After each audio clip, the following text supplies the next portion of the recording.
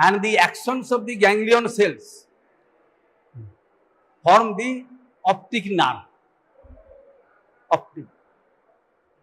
And at the junction between these photoreceptors and the bipolar cells, there are other neural elements, horizontal cells.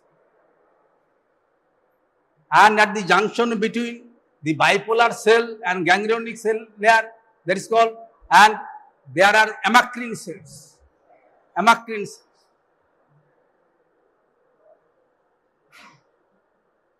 And in the histology text, you will have these different levels: nuclear layer, synaptic layer, outer, inner, in this way. And it requires memorization only. And I cannot remember everything in details.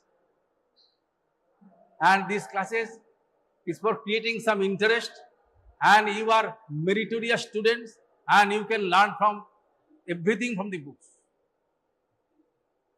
It is only a rough guide.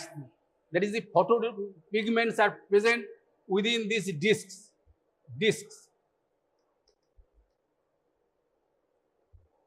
Within this disc. And it is called the sac or saccule. Saccule. They harbor the photopigments, and they are separated, and they are within the intercellular plasma membrane. And these saccules or sacs are produced by the invagination in case of cows. Invagination. And outside this is the pigment epithelium.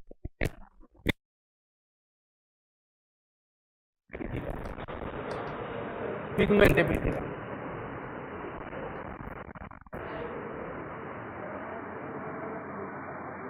So light enters into the eye, and they traverses the ganglionic cell layer and also the bipolar cell layer, and ultimately they reach this. That is the photoreceptors. Their morphology is grossly in this way.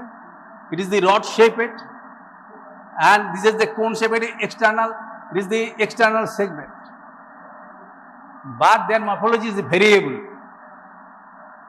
Rods are more numerous, and they are number, suppose 120 millions into 10 to the power 6.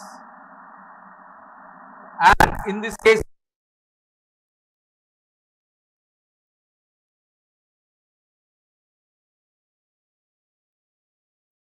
number of actions in the optic nerve, in each optic nerve, on side, it is 1.2 million.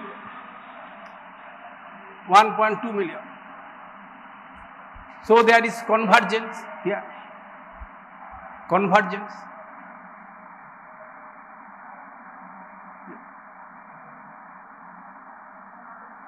Convergence. 105:1 is the ratio.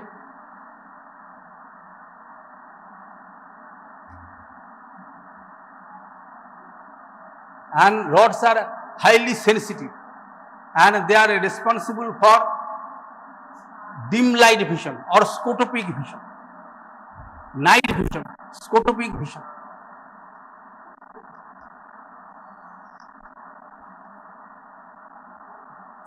But during the day, whenever there is bright light and the recognition of everything of the any element is there, shape, size, color, all are can be known, and it is the photopic vision. It is the function of the cones. Function of the cones. Photopic vision. Photopic vision. Threshold is more. Threshold is more. But the details can be known. Acuity of vision is the function of the cones. And you all have experienced after night, whenever there is light is switched off, you can see many objects. But everything in detail is difficult to know. To identify a person or to know details of anything, any written item or pictures is not possible. There is a term dark adaptation. When you move from the brightly lit atmosphere into the dark room, some time is required to have some vision. And as time progresses, 20 minutes or so, you can see the gross things. But everything in detail is not possible. Color and contour is not possible. So acuity of vision that you learn in the examination of the second cranial nerve is the functions of the cones. Now photopigment in case of rod is rhodopsin or visual purple. Visual purple. These are all very easy things.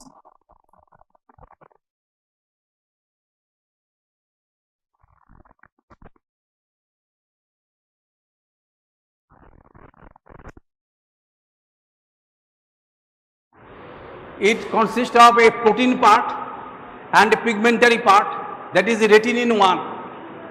Retinine 1. It is scotopsin or opsin. Retinine 1.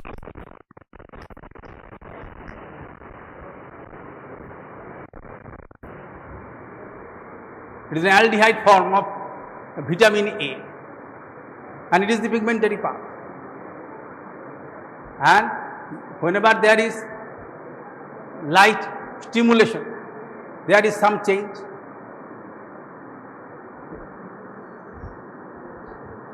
And there is this bleaching of this pigment and its separation from opsin or scotopsin.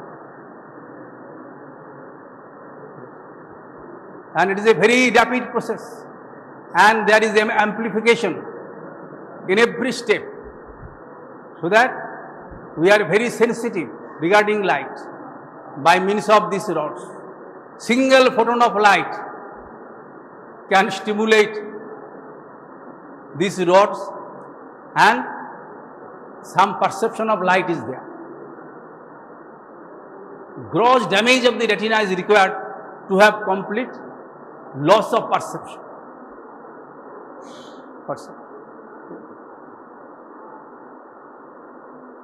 Now, these opsin, they together, they form, and they are really GPCR, G protein coupled receptors, you are familiar with. And they are situated in the membranes of the discs.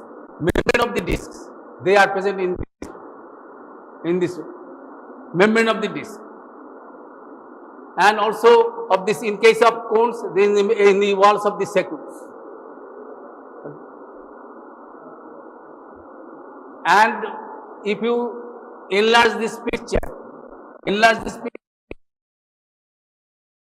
type of arrangement,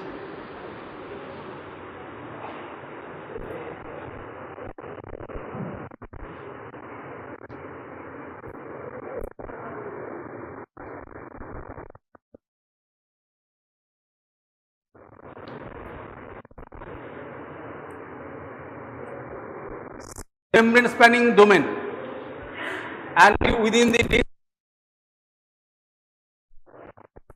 outside membrane.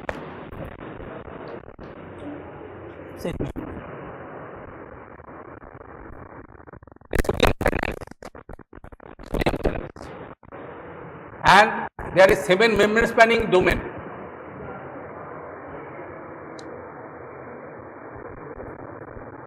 In N-terminal, suppose it is the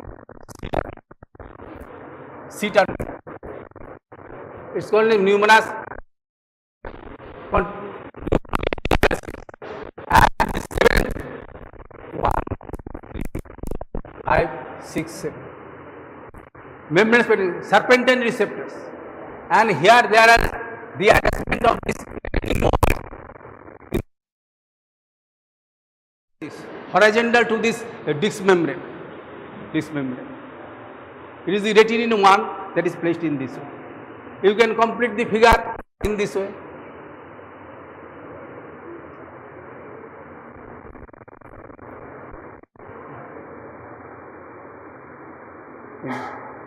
And it is placed in a horizontal level and is connected to lysine moiety of 296 from the N-terminal. Lysine moiety K. Single letter code of lysine is K. So you can remember, you can rectify if I commit mistake, and that is very common. আমি যেটা বলি অনেক সময় ভুল হয়, এই তোমরা সেটা দেখবে সব সময় বইয়ে। আমাকে বিশ্বাস করার কোনো কারণ নেই, আমি কোনো বিশ্বাসের উপযুক্ত লোক নই। বইয়ে দেখবে কোন লোকটা ভুল বলেছে কোথায়, সেটা দেখলে তুমি দেখতে গিয়ে তোমার শেখাটা হয়ে যাবে, বুঝতে পেরেছো? And it is this now, it is a quick process. Whenever light enters, without loss of any time also, fractions of a millisecond, we can have this perception. And the only change that is produced by the light is the change in the C-stance conversion of this retinine. C-stance conversion. You are familiar with the C-stance form of some organic molecules, and there is only this change of retinine 1. Details of the structure you in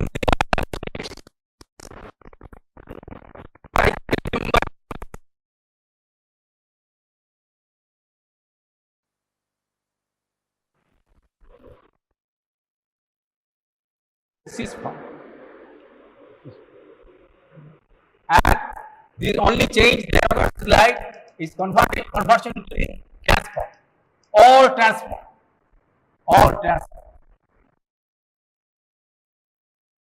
That is a very quick process.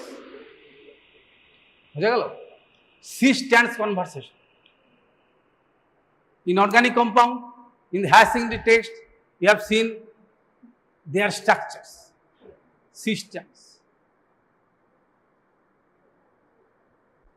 To remember this, you can find, suppose this is the R, this is the R1, R2, and in this condition, it is the C-stance conformation. It is the cis, and if this is replaced this, then it becomes trans. This trans. Suppose OH or OH in this way. And it is the cis form. Now, if this, we take this form and it takes, then it becomes trans. Different compounds has this conformation, and in this case, it is important. It is important because quick action is required, and nature has perfect intelligence, and it knows where to apply which knowledge, where appropriate chemistry is required. You see many trees, they are not speaking anything, but they are producing every chemicals only from this soil and some compounds from the air with the sunlight. A small tree and even a grass is superior to, it is a bigger chemist than any of the Nobel laureate of chemistry. We have not the capacity to generate these types of organic compounds, and they are all living. So they are, in a form, they are big chemists, non-speaking godly structures. The plants are non-speaking godly structures. That is written in scriptures, and it is true, and it is also applicable in this case. In this case, quick action is required, and for this reason, this chemistry, that is change in the C-stance form, is most important. Most important. Clear? Now what occurs? And it is to another G protein. It is called transducin or GT1. And it is the phosphodiesterase. Phosphodiesterase. And this membrane contains the proteins. 90% of the proteins of the disc membrane is this rhodopsin. 90%. 90%. And GT1, and it is phosphodiesterase. Now the sodium channel is kept open by cyclic GMP during the dark. During the dark, the sodium channel remains open with the help of cyclic GMP, and it is called dark current due to entry of sodium.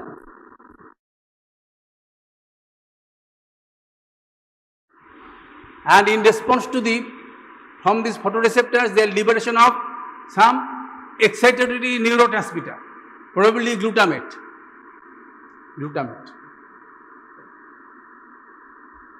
And it activates in the dark the bipolar cells. And the activity of the photoreceptors, horizontal cells, they are either depolarizing or hyperpolarizing. Local potentials are produced. Action potential is not produced. Horizontal cells and the photoreceptors they are hyperpolarizing, local response. But the bipolar cells may have depolarizing or hyperpolarizing response. But in the amacrine cells, there is depolarization, or in some cases spikes are produced. Yeah. Spikes are produced. And in the ganglion cell, from the ganglion cell, the regular action potential is reached. Initially there is receptor potential, and then there is action potential is produced. And this action potential is carried by the optic nerves, and they have their relay in the lateral geniculate body, from which the fibers arise that go to the brain, occipital cortex, visual area. Then there is perception of light. Yeah. So what occurs? Whenever there is, and it is important for the examination, phototransduction of light by the photoreceptors. It may appear as a essay type question or short notes also. Phototransduction by the rods. In the cones it is similar. Now what occurs? Whenever light is acting upon this, then there occurs some change within this, and that is conversion. And there is change in the conformation of this opsin, change in configuration of this opsin, and this configuration is responsible for activation of this transducin or GT1, and it is heterotrimeric, and this alpha unit, it will exchange GTP. GTP will displace the GDP, and it will separate from the beta gamma, and this alpha GTP, and it becomes functionally active, and it will activate the phosphodiesterase, and phosphodiesterase in this case, it will convert cyclic GM, guanosine monophosphate, to 5' guanosine monophosphate. And whenever there is loss of this cyclic GMP, then the sodium channel will close. Sodium channel will close. When it is 5' GMP, sodium channel will close. So sodium will not enter. And there is hyperpolarization. Hyperpolarization. And whenever there is hyperpolarization, the liberation of this neurotransmitter is reduced. And it will set a signal so that there is the generation of action potential in the ganglion cells. So these are occurs in steps, in quick succession, and there is amplification in every step. And these are, and from your attention it is appears that what I am speaking is extremely easy things, and it is so. But you have to reproduce in your answer script. In the examiners meeting at the university, I was present personally last week. And where there are discussions regarding the different types of examination conducted in the East area. And they are ready to take every step so that the examination will regain its original form. Any form of copying, they will not tolerate. And if it comes true, then you should be prepared. And I know very well that physiology is an easy subject. And any individual with the requirement, there is the brain weight normal. That is in case of male 1400 gram, and in case of adult woman 1275 gram, will recognize anything and everything, even better than me. But time is required and patience is required. And this chart is important. Flow chart, phototransduction. It is given in every good text. Light first causes this activation of the photopigment. It is initially the cis-trans conversion of the retinine, and there is change in the conformation of the photopigment, that is the opsins, and there is change in the activity of this G protein, that is the GT1 transducin, and then there is activation of the phosphodiesterase.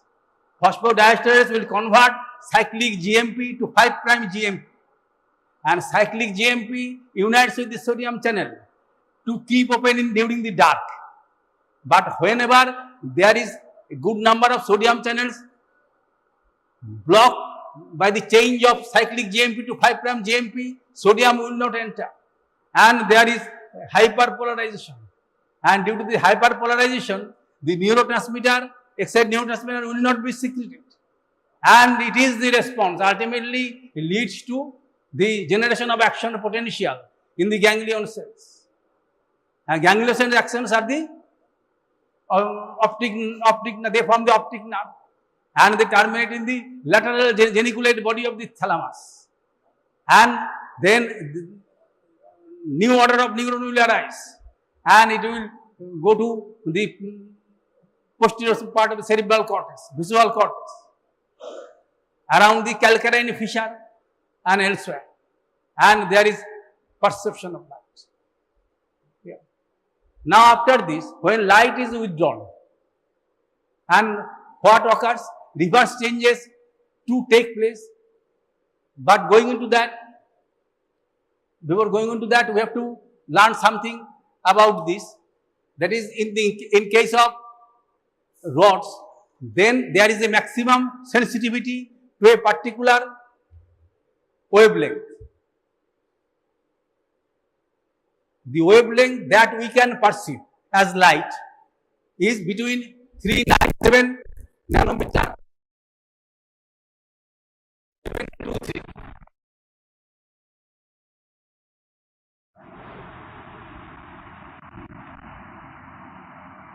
And in case of rods, it is maximum sensitivity 505. 505. Maximum sensitivity at this. Sensitivity as this. Yeah. Now, whenever there is this type of reaction occurs, whenever there is found, and it becomes separate from the protein part, and there is the bleaching of the photopigment, bleaching of this photopigment.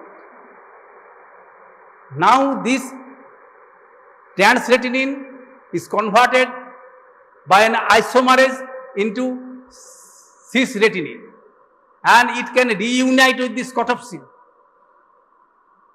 to reproduce this rhodopsin again. Or some of this transform ultimately is converted into vitamin A product, and then it forms the 11 cis form, and it then unite with the opsin to regenerate this visual field.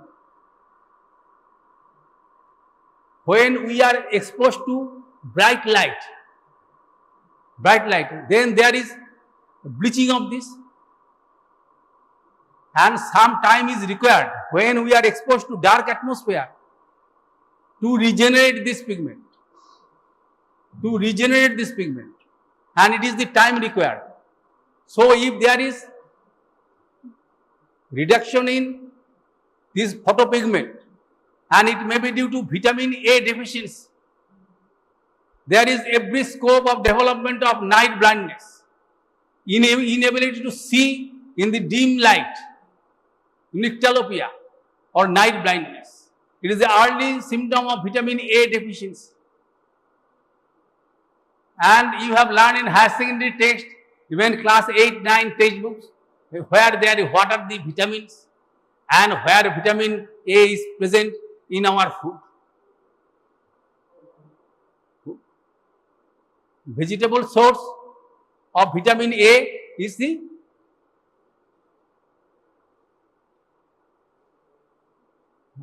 carotene. Carotene is present in some vegetables, colored vegetables, yellow colored vegetables mainly, and from there considerable amount of vitamin A can be produced. So, if there is dietary deficiency on a chronic basis, then there is every chance of development of vitamin A deficiency, and night blindness can occur. And at the same time, there are degeneration of the photoreceptors.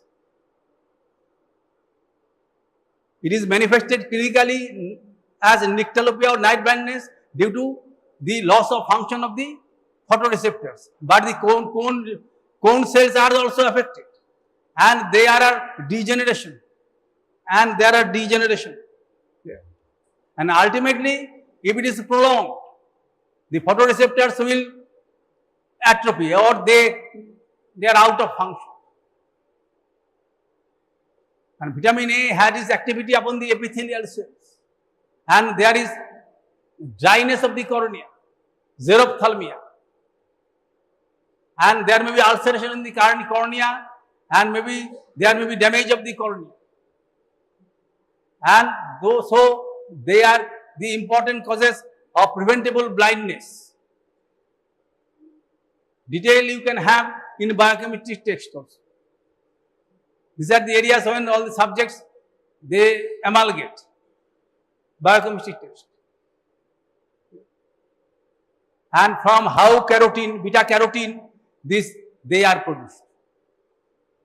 The retinins are, they are aldehydes, and the alcohols are called retinols.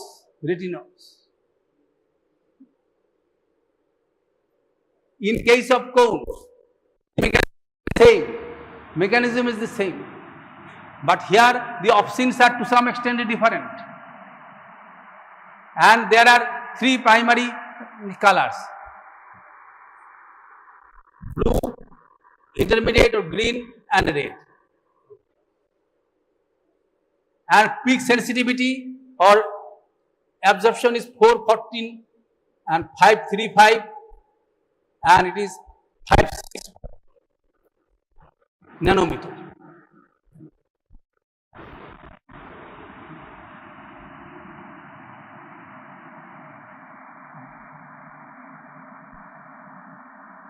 In case of these rod cells, there is loss of this disc from this side and generation from this side. New generation, and it will move together and it will be lost. So in this process, it is going on. In this process is going on. But in case of cone cells, it is more diffuse and it may occur in different sites at the same time. But it is regular in case of rods. From the inner part of the external segment, these discs are produced and they will move and they will replace at the tip where they are taken up by the pigment epithelium. Pigment epithelium. It requires some weeks or so, and in this way there is always this renewal of this process. But in cones it is different to some extent. It is more diffuse and from multiple places. Now the distribution of the cones and rods is also important. Distribution. Photopic vision or the visual acuity depends upon the cones, and they are concentrated at the level of the fovea. There is a part that is the macula at the posterior pole of the globe. It is called macula. And at the center of the macula, there is another spot that is called fovea centralis, where there is only cone cells. There are no blood vessels or anything else. So light can directly stimulate it, and it is one way. As in the hot telephone line, in case of our political leaders, they have separate telephone lines. Similarly, in that case, there is a single photoreceptor cone cell, single bipolar cell, single geniculate neuron, and in this way, they can send the information, private path. There is no rods there. There are no blood vessels. And the parafoveal region, they have numerous rods.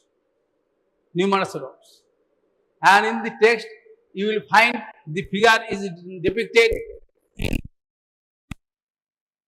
is the blind spot, optic nerve head. There is no photoreceptor here. No photoreceptor here. No photoreceptor. And in this case, it is the number per 0.0069 millimeters square. Reliable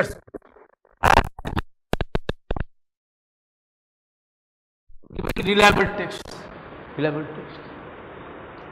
From this zero level, this. So the blind spot. It is towards the nasal side of the fovea, where the optic nerve do enters, and retinal blood vessels also enter. And here there are no photoreceptors.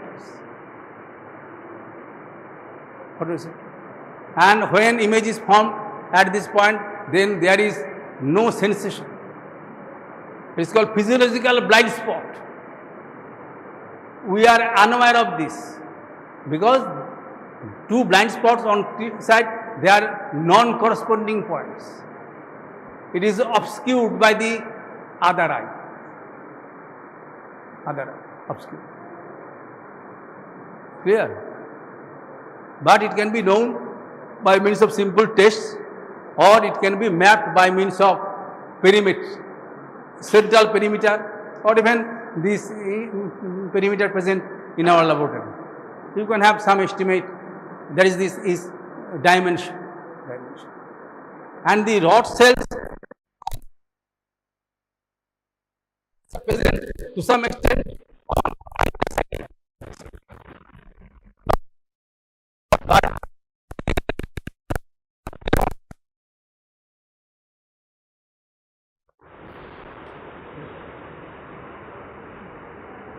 it is the temporal retina. It is a nasal retina. बुझा गल This figure independent, and from this figure it is apparent, and it falls short of this. So perifoveal region, there are the rods. There are the rods. And in the fovea, there is the only cones are present. And so whenever we are focusing some subject, then the light coming from the object is coming into both the, falling into the macula or fovea. And if due to the lack of action of any muscle or so, if the image does not fall into the corresponding part of the retina, then diplopia is produced, double vision is produced, double vision. When you look some object and gently push your eye, then you see there are two images. One is clear, that is the true image, and another is, to some extent, there is the blurred, it is called false image. False image.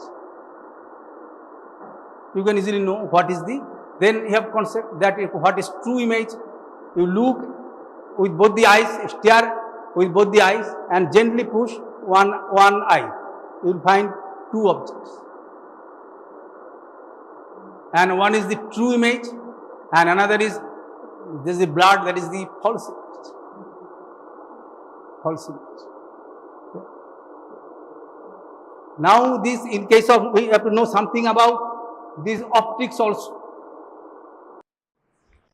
Before going into the optics, if time is limited, but you have to have some concept regarding the behavior of these neurons other than the photoreceptor. You can consider the photoreceptors are modified neurons also, because they are producing and liberating the neurotransmitter. But the functions of the bipolar cell, ganglion cells and lateral geniculate cells and the layer 4 of the occipital cortex, where they initially terminate, their behavioral, there are some behavioral differences between them and the photoreceptors. And in that, if you consider the bipolar cell or ganglion cell, then they are sensitive to a circular spot. And the sensitivity of this center of the circular spot is reduced by the surrounding illumination. Surrounding illumination. And they can be divided into on-center cell and off-center cells. On-center cell and off-center cells. Suppose you are considering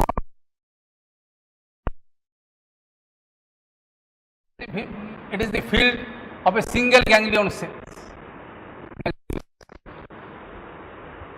and it is the center and it is the periphery. Central response is inhibited by the actions of the peripheral response. Central may be excitatory, then it is the on-center cell, or it is inhibitory when there is off-center cells. Central may be excitatory, periphery or surrounding are inhibitory, it is the on-center cells. And in the off-center cells, center is inhibitory, but the outside is stimulating, off-center cells. And there is an example of lateral inhibition.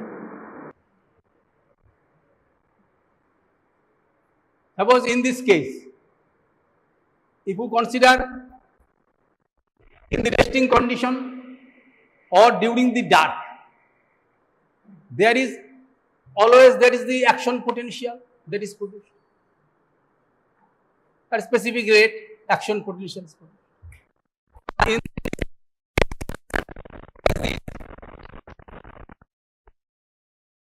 And whenever the light is withdrawn and light is periphery point, that is whenever, and in this case is light is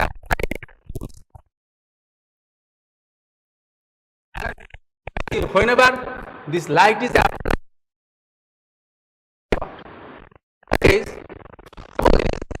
initial part,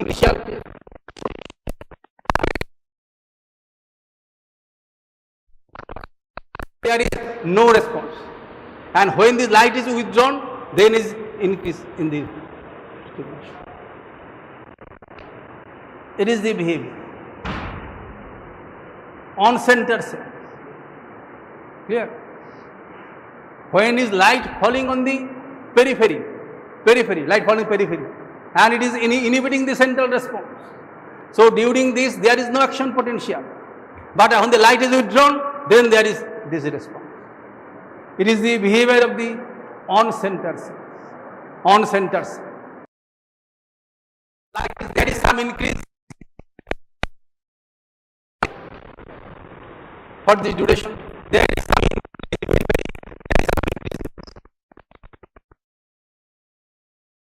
withdrawn.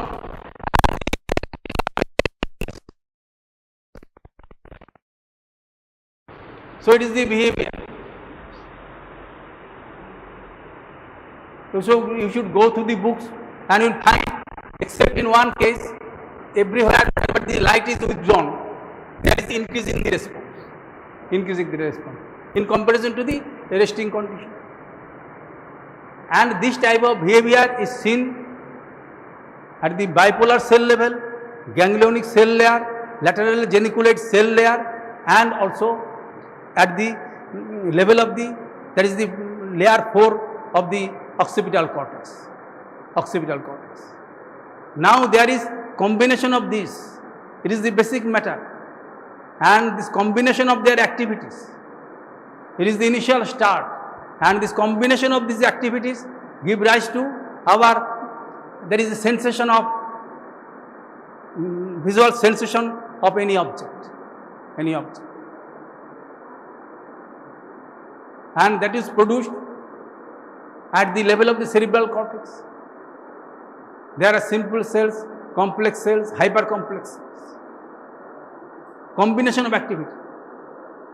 And we discussed at the very beginning, there are the number of, there is the convergence at the level of the optic nerve, there are the, and the bipolar cells, rod bipolar cells, then mid-jet bipolar cells, other types of bipolar cells. And in this way there is convergence. 1:5:1 at the level of the optic nerve. Clear? Optic nerve. But from this onwards, then there is divergence. In the geniculocalcarine tract, it is double the number on its side. In the optic nerve, is 1 at the level of the cerebral cortex in comparison to this value. That is the cerebral, that is the visual cortex. It is 1.2 into, that is, there is gradual, they are increasing number. There is divergence from this side, convergence from this up to this, convergence up to. Cone receptors, cones are 6 million.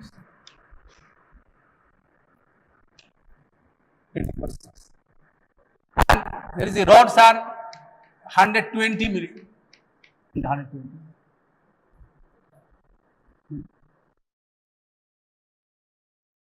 Ratio between this and this, it is 100.05/1.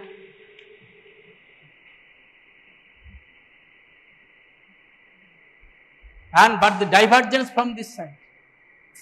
So it indicates that everything in details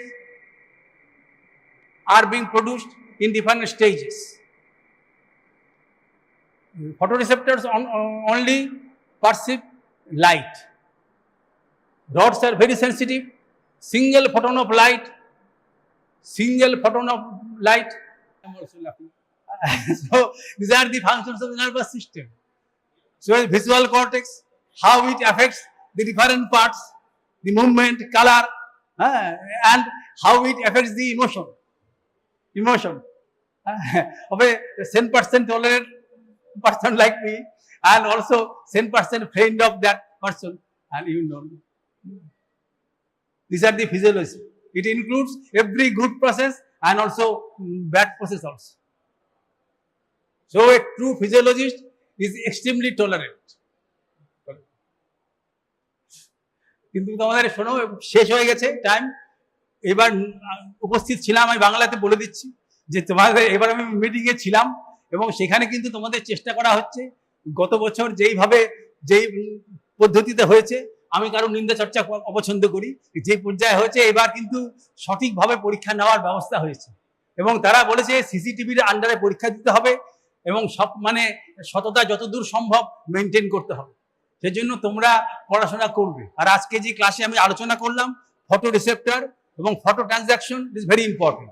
আমি যে আলোচনা করেছি এটা আমি স্বীকার করছি, এটা একদম বইয়ের মতো হয়নি, কারণ আমার কাছে তো নোট নেই, আমি মনের থেকেই বলেছি এবং আমার বুদ্ধিও খুব সীমিত। সেই জন্য তোমরা এটা ভালো করে পড়ে নেবে এই পার্টটা। এটা আমি তোমাদের যে থার্ড ইন্টারনাল অ্যাসেসমেন্ট হবে সেখানে আমি কোশ্চেনটা দেওয়ার চেষ্টা করব, কারণ এটা তোমাদের ইউনিভার্সিটি পরীক্ষা প্রায় জিজ্ঞাসা করে।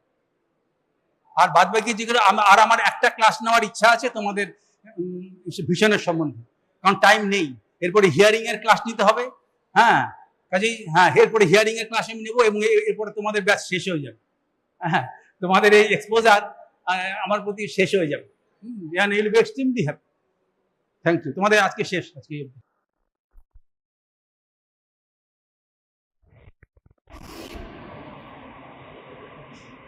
কি বল, জোরে বল, কি ইন্টারনাল ক্যাপসুল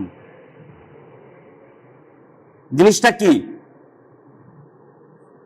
একটা ব্রেন, যাই বল সেন্ট্রাল নার্ভাস সিস্টেম, তোরা সবসময় পড়েছিস, আরো জানতিস।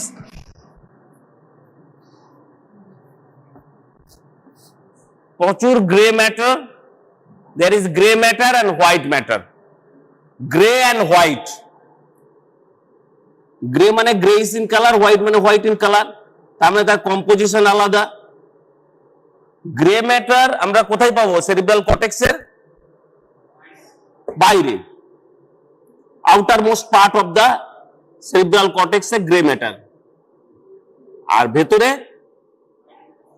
হোয়াইট ম্যাটার মানে ফাইবার্স। সেই হোয়াইট ম্যাটার্স বা ফাইবার্স কোরকম হয়? How many types? Association,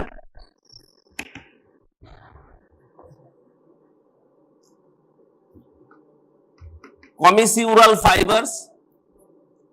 Number 3 is a projection. Brain একা তো কাজ করলে হবে না, brain is the most important part of the central nervous system, কিন্তু আরো তো পার্ট আছে। The brain stem is there, spinal cord is there, তাহলে তাদের কানেকশন কে করবে? In between the brain, the cerebral cortex, the projection fibers. These projection fibers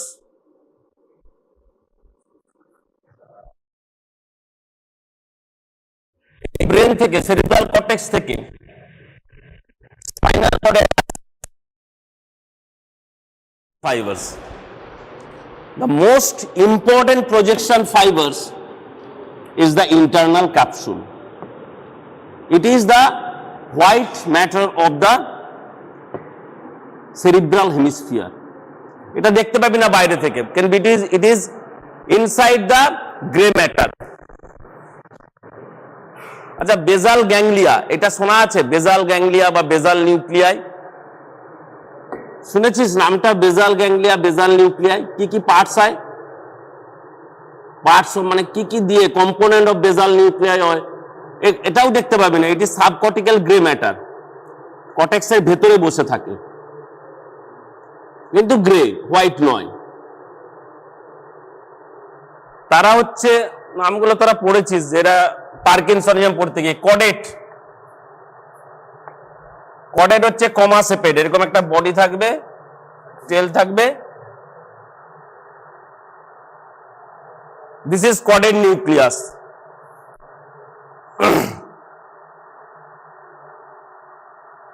এই যে ছবিটা দেখছিস, কি রে এটা কি? থ্যালামাস। এটা হচ্ছে caudate nucleus, head of caudate nucleus. Internal ক্যাপসুলটা আছে in between the thalamus and the parts of basal nuclei. দেখতে কেমন? দেখতে হচ্ছে তোমরা বলতে পারো, এলো বলতে পারো, ভিও বলতে পারো, এলো বলতে পারো। White band off white matter, এখানে তুমি বসিয়ে দিলে কর্ডেড নিউক্লিয়াস, এখানে থ্যালামাস। তার মানে ইন্টারনাল ক্যাপসুল এই কথাটা বলার আগে তোমরা how many fibres are there? Two main types of fibres, কি কি? afferent and efferent. Afferent and efferent fibers from the cerebral cortex. Cortex থেকে আমাদের different parts of the body তে কি ফাইবার যাবে? Efferent fibers. The efferent fibers means motor fibers. और এটাকে আমরা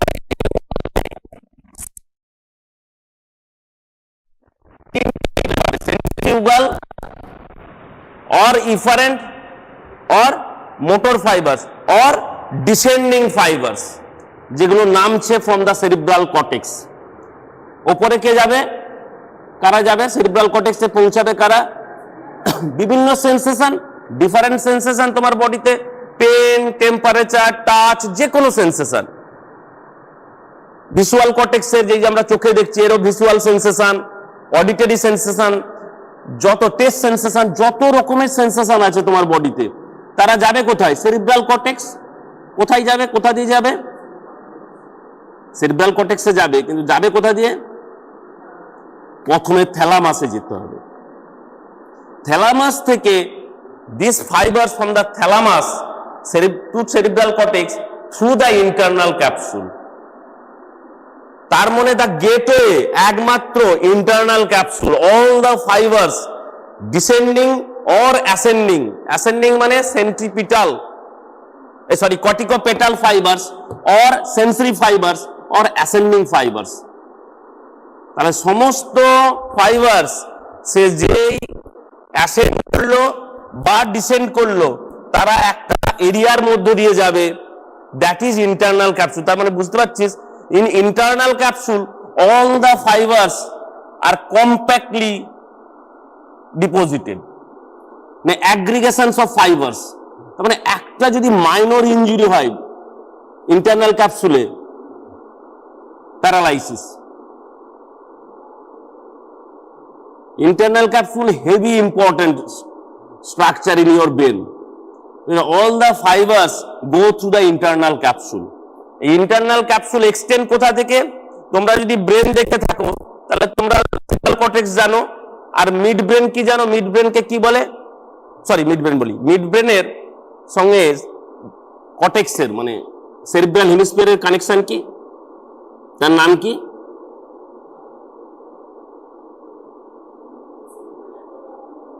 না, সেরিব্রাল অ্যাকুইডাক্ট তো ভেন্ট্রিকেলসের সময় পড়ানো হবে। সেরিব্রাল পেডাঙ্কেল অর ক্রাস সেরিব্রি, এটা মনে রাখতে হবে। ক্রাস সেরিব্রি একইভাবে যেমন সেরিবেলাম, সেরিবেলাম কি? Cerebellum connected to the midbrain, cerebellum connected to the pons, cerebellum connected to the medulla, সেগুলোকে বলা হয় সেরিবেলার পেডাঙ্কেল।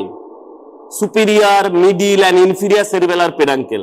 কিন্তু থ্রু মানে দ্য সেরিব্রাল কর্টেক্স মানে cerebral hemisphere is connected with the midbrain, connect থাকতে হবে তো, that is known as crus cerebri or cerebral peduncle. তার মানে internal capsule extend from the, উপরে কি যাবে না এইরকম ফাইবার্স যাচ্ছে, সব ইন্টারনাল ক্যাপসুলের ফাইবার্স গুলো যাচ্ছে গিয়ে ফ্যানসেপেড, কি বলে? রেডিয়েট হচ্ছে। কি নাম? Radiate. It is radiating. Corona radiata, corona radiata throughout the cortex, extensive কর্টেক্সে ছড়িয়ে যাবে দ্য ইন্টারনাল ক্যাপসুল ফাইবার্স, মানে রস্ট্রালি অর ক্রেনিয়ালি ওপরের দিকে গিয়ে এরকম ফ্যান সেপেড হয়ে যাবে আমব্রেলার মতো, দ্যাট ইজ করোনা রেডিয়েটার। আর নিচের দিকে এসে এ সেরিব্রাল পেডাঙ্কেলের সঙ্গে কানেক্টেড হয়ে যাবে কডালি। তাহলে এক্সটেন্ড যদি বলো যে ইন্টারনাল ক্যাপসুল এক্সটেন্ড কি? From corona radiata to cerebral peduncle. Shape কিরকম না it is V shaped, V or L shape, concavity outward laterally. এটা হচ্ছে গ্লোবাস প্যালিডাস, এটা হচ্ছে পুটামেন। এই দুটোকে একসঙ্গে আমরা কি বলি? গ্লোবাস প্যালিডাস এন্ড পুটামেনকে বাইকনভেক্স লেন্সের মতো বলে এটাকে আমরা বলি lentiform nucleus. Nucleus lentiform nucleus is nothing but the globus pallidus and putamen. globus pallidus and putamen. তাহলে ইন্টারনাল ক্যাপসুল থাকবে কোথায়? ইন্টারনাল ক্যাপসুল থাকবে এটা সিলিয়াম, nucleus, thalamus, globus pallidus and putamen. এটা ল্যাটারালি লেন্টিফর্ম নিউক্লিয়াস, এদিকটা lateral, medially caudate nucleus and thalamus. কিন্তু সব পার্টস নয়, ইন্টারনাল ক্যাপসুল তো এরকম স্ট্রেট নয়, it is bend like V or L. তুমি এলও বলতে পারো, ভি বলতে পারো। তাহলে পার্টস কি কি? Parts of internal capsule, internal ক্যাপসুলের পার্ট হচ্ছে অ্যান্টিরিয়ার লিম্ব, আরো দুটো পার্ট আছে, যেহেতু লেন্টিফর্ম নিউক্লিয়াস এখানে আছে সেই রিলেটেড দুটো পার্ট হচ্ছে রেট্রোলেন্টিফর্ম, বিহাইন্ড দ্য লেন্টিফর্ম নিউক্লিয়াস,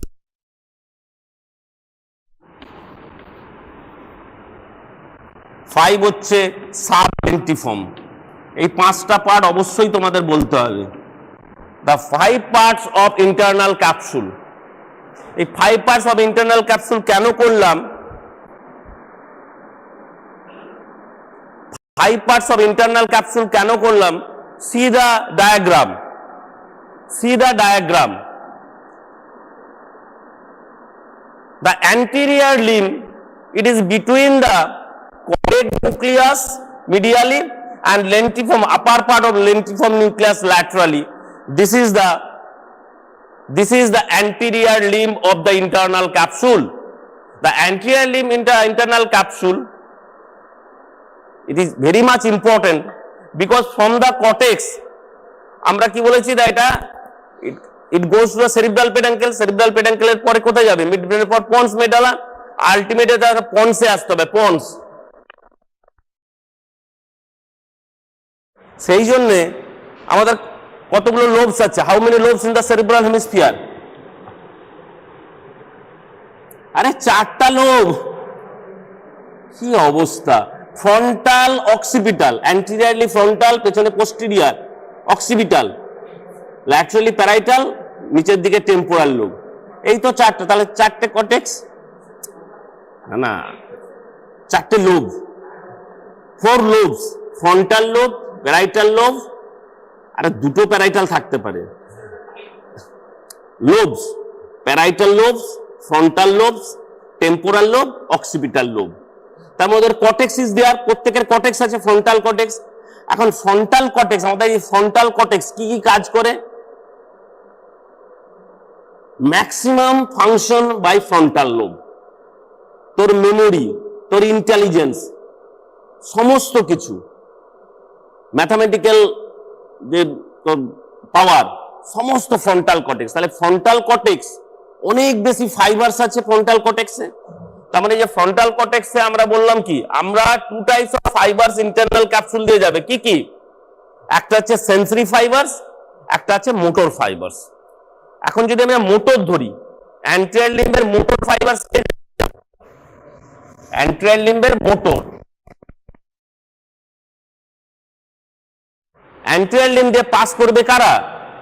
কোন ফাইবারস গুলো? From the frontal cortex to the pons, that মানে সব পন্সে আসবে।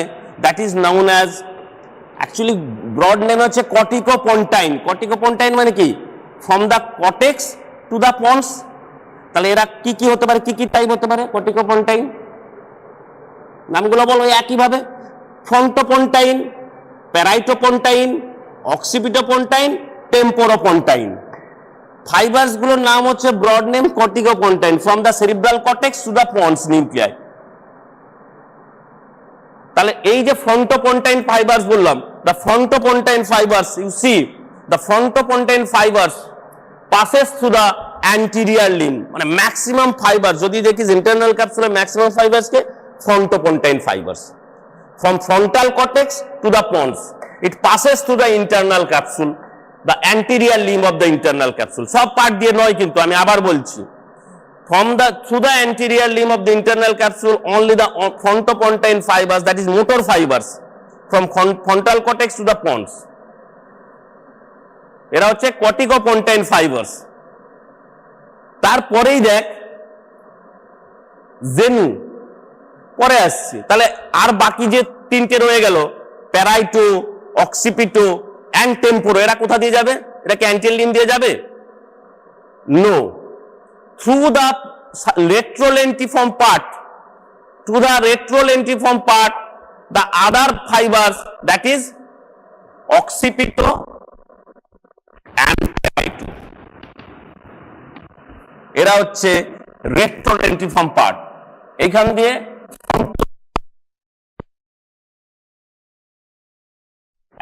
descending fibers through anterior limb along with the posterior limb and genu also, but through occipito and parieto retrolentiform part and sublentiform part temporopontine.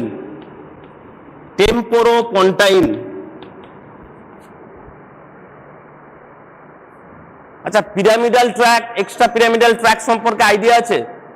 Pyramidal fibres, extra pyramidal কি ব্যাপারটা কি? Pyramidal fibres কারা?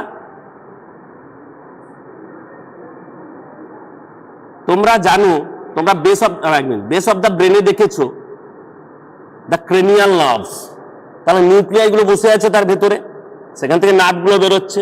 তাহলে যে মোটর নার্ভ নিউক্লিয়াই বা cranial nerve nucleus সমস্ত, তো যেমন ধরো অপটিক নার্ভ, অকুলোমোটর, সব অনেক তো motor nerve nucleus, facial nerve, গ্লসব, সব তো মোটর নার্ভ নিউক্লিয়াস।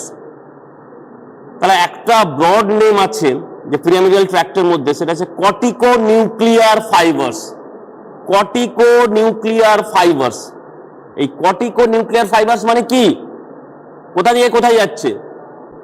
এখান থেকে হোস্টেলে যাচ্ছে না। এটা যদি সেরিব্রাল কর্টেক্স হয়, তোমার হোস্টেলটা হচ্ছে নিউক্লিয়াস, মোটর নিউক্লিয়াস।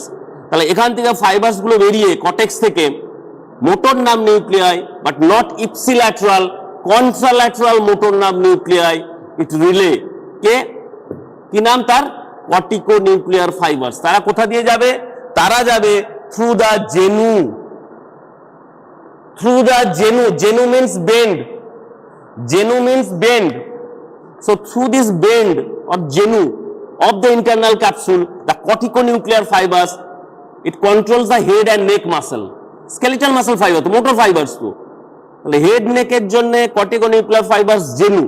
ঠিক তারপরেই আছে পোস্টেরিয়র লিম্ব, ডায়াগ্রামটা দেখ বা ছবি দেখ বইতে। দ্য পোস্টেরিয়র লিম্ব, পোস্টেরিয়র লিম্বে পাবো দ্য কর্টিকোস্পাইনাল ফাইবার্স।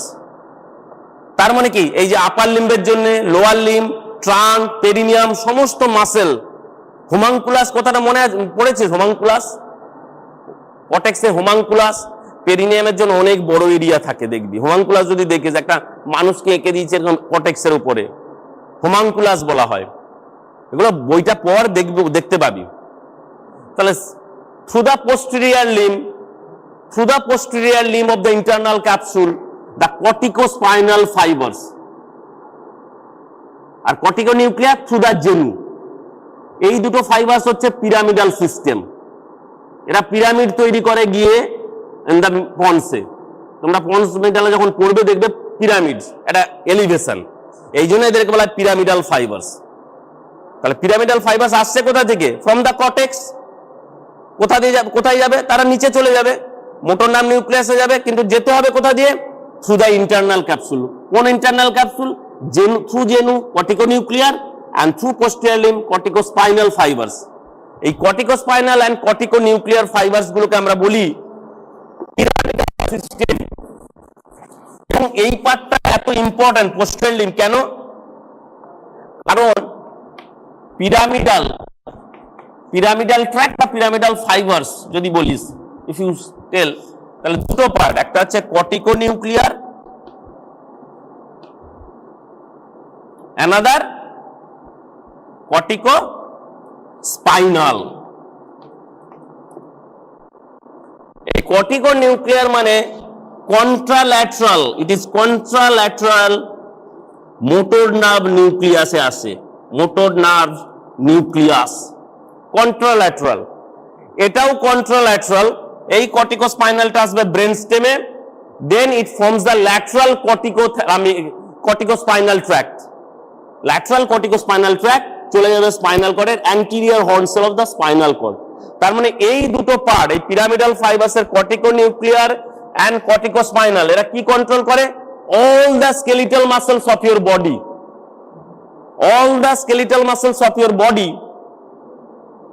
তার জন্য যত ফাইবার্স আছে, মোটর ফাইবার্স, সেটা passes through the genu and posterior limb. তার মানে posterior limb of the internal capsule is very very important. যদি ওখানে ব্লাড ভেসেলসে কোনো সমস্যা হয়, if there is any injury of the blood vessels, সেটা থ্রম্বোসিস হতে পারে, হেমারেজ হতে পারে, তাহলে পুরো তোর কন্ট্রাল্যাটারাল প্যারালাইসিস, মানে যাকে বলা হয় কন্ট্রাল্যাটারাল হেমিপ্লেজিয়া, যদি রাইট সাইডে হয়, লেফট সাইডের হেমিপ্লেজিয়া। কারণ ডেকাসেটস করছে, তোমরা জানো দ্য ফাইবার ডেকাসেটস, এগুলো সব ডেকাসেটস করে, কর্টিকোনিউক্লিয়ার এন্ড কর্টিকোস্পাইনাল। কিন্তু আমরা যখন when we are telling about the internal capsules, all these fibers goes to the internal capsule, তারপর তার ডেস্টিনেশন আলাদা, তার রিলে স্টেশন আলাদা, কিন্তু যেতে হবে এইখান দিয়ে। এটা হচ্ছে পোস্টেরিয়র লিম্ব। হলো রেট্রোলেন্টিফর্ম বা সাবলেন্টিফর্ম পার্ট দিয়ে আমরা তো বলেই দিয়েছি, রেট্রোলেন্টিফর্ম দিয়ে প্যারাইটোপন্টাইন এন্ড অক্সিপিটোপন্টাইন ফাইবার্স, আর temporopontine through the sublentiform part. আরেকটা আছে ফাইবার্স, কোথায় কোথায় যায়, কর্টেক্স থেকে কোথায় কোথায় যেতে পারে? অনেকগুলো জিনিস আছে, যেমন সাবস্টেন্সিয়া নাইগ্রা, মনে আছে? মনে নেই। রেড নিউক্লিয়াস, অলিভারি নিউক্লিয়াস, এগুলো অসংখ্য নিউক্লিয়াস আছে যারা ব্রেন স্টেমে বসে আছে, মিড ব্রেনে বসে আছে। From the cerebral cortex fibres, extra pyramidal fibres এখানেও আসে থ্রু ইন্টারনাল ক্যাপসুল। তারা এই পোস্টেরিয়র লিম্বেই থাকবে। স্ট্রায়াটাল, কর্টিকো অলিভারি, এই সমস্ত ট্র্যাক্ট গুলো হচ্ছে এক্সট্রা পিরামিডাল ফাইবার্স। যদি পোস্টেরিয়র লিম্বের কোনো সমস্যা হয়, তাহলে extra pyramidal fibres will be affected. কারণ এক্সট্রা পিরামিডাল ফাইবার্স, এই যে দেখো কর্টিকো রুব্রাল ট্র্যাক্ট, তারা পোস্টেরিয়র লিম্বেই আছে, কিন্তু তারা পোস্টেরিয়র লিম্বে বসে আছে, এরা হচ্ছে এক্সট্রা পিরামিড। পিরামিডালের সঙ্গেই বসে আছে এক্সট্রা পিরামিডাল ট্র্যাক্ট বা extra pyramidal fibres that is present in the posterior limb of the internal capsule. এই যে একটা ছবি, এই ছবিটা, এটা কি?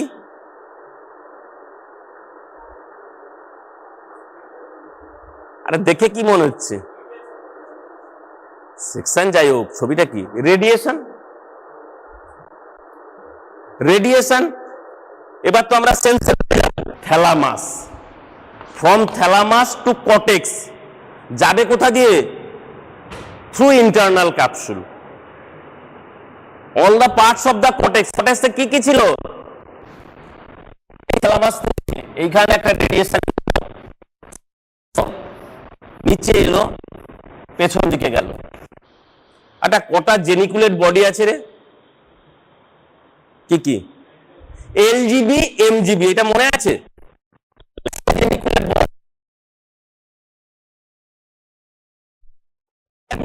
থাকবে। ল্যাটারাল থেকে একটা রেডিয়েশন যাবে কোথায়? অপটিক, অপটিক, এটা হচ্ছে অপটিক রেডিয়েশন।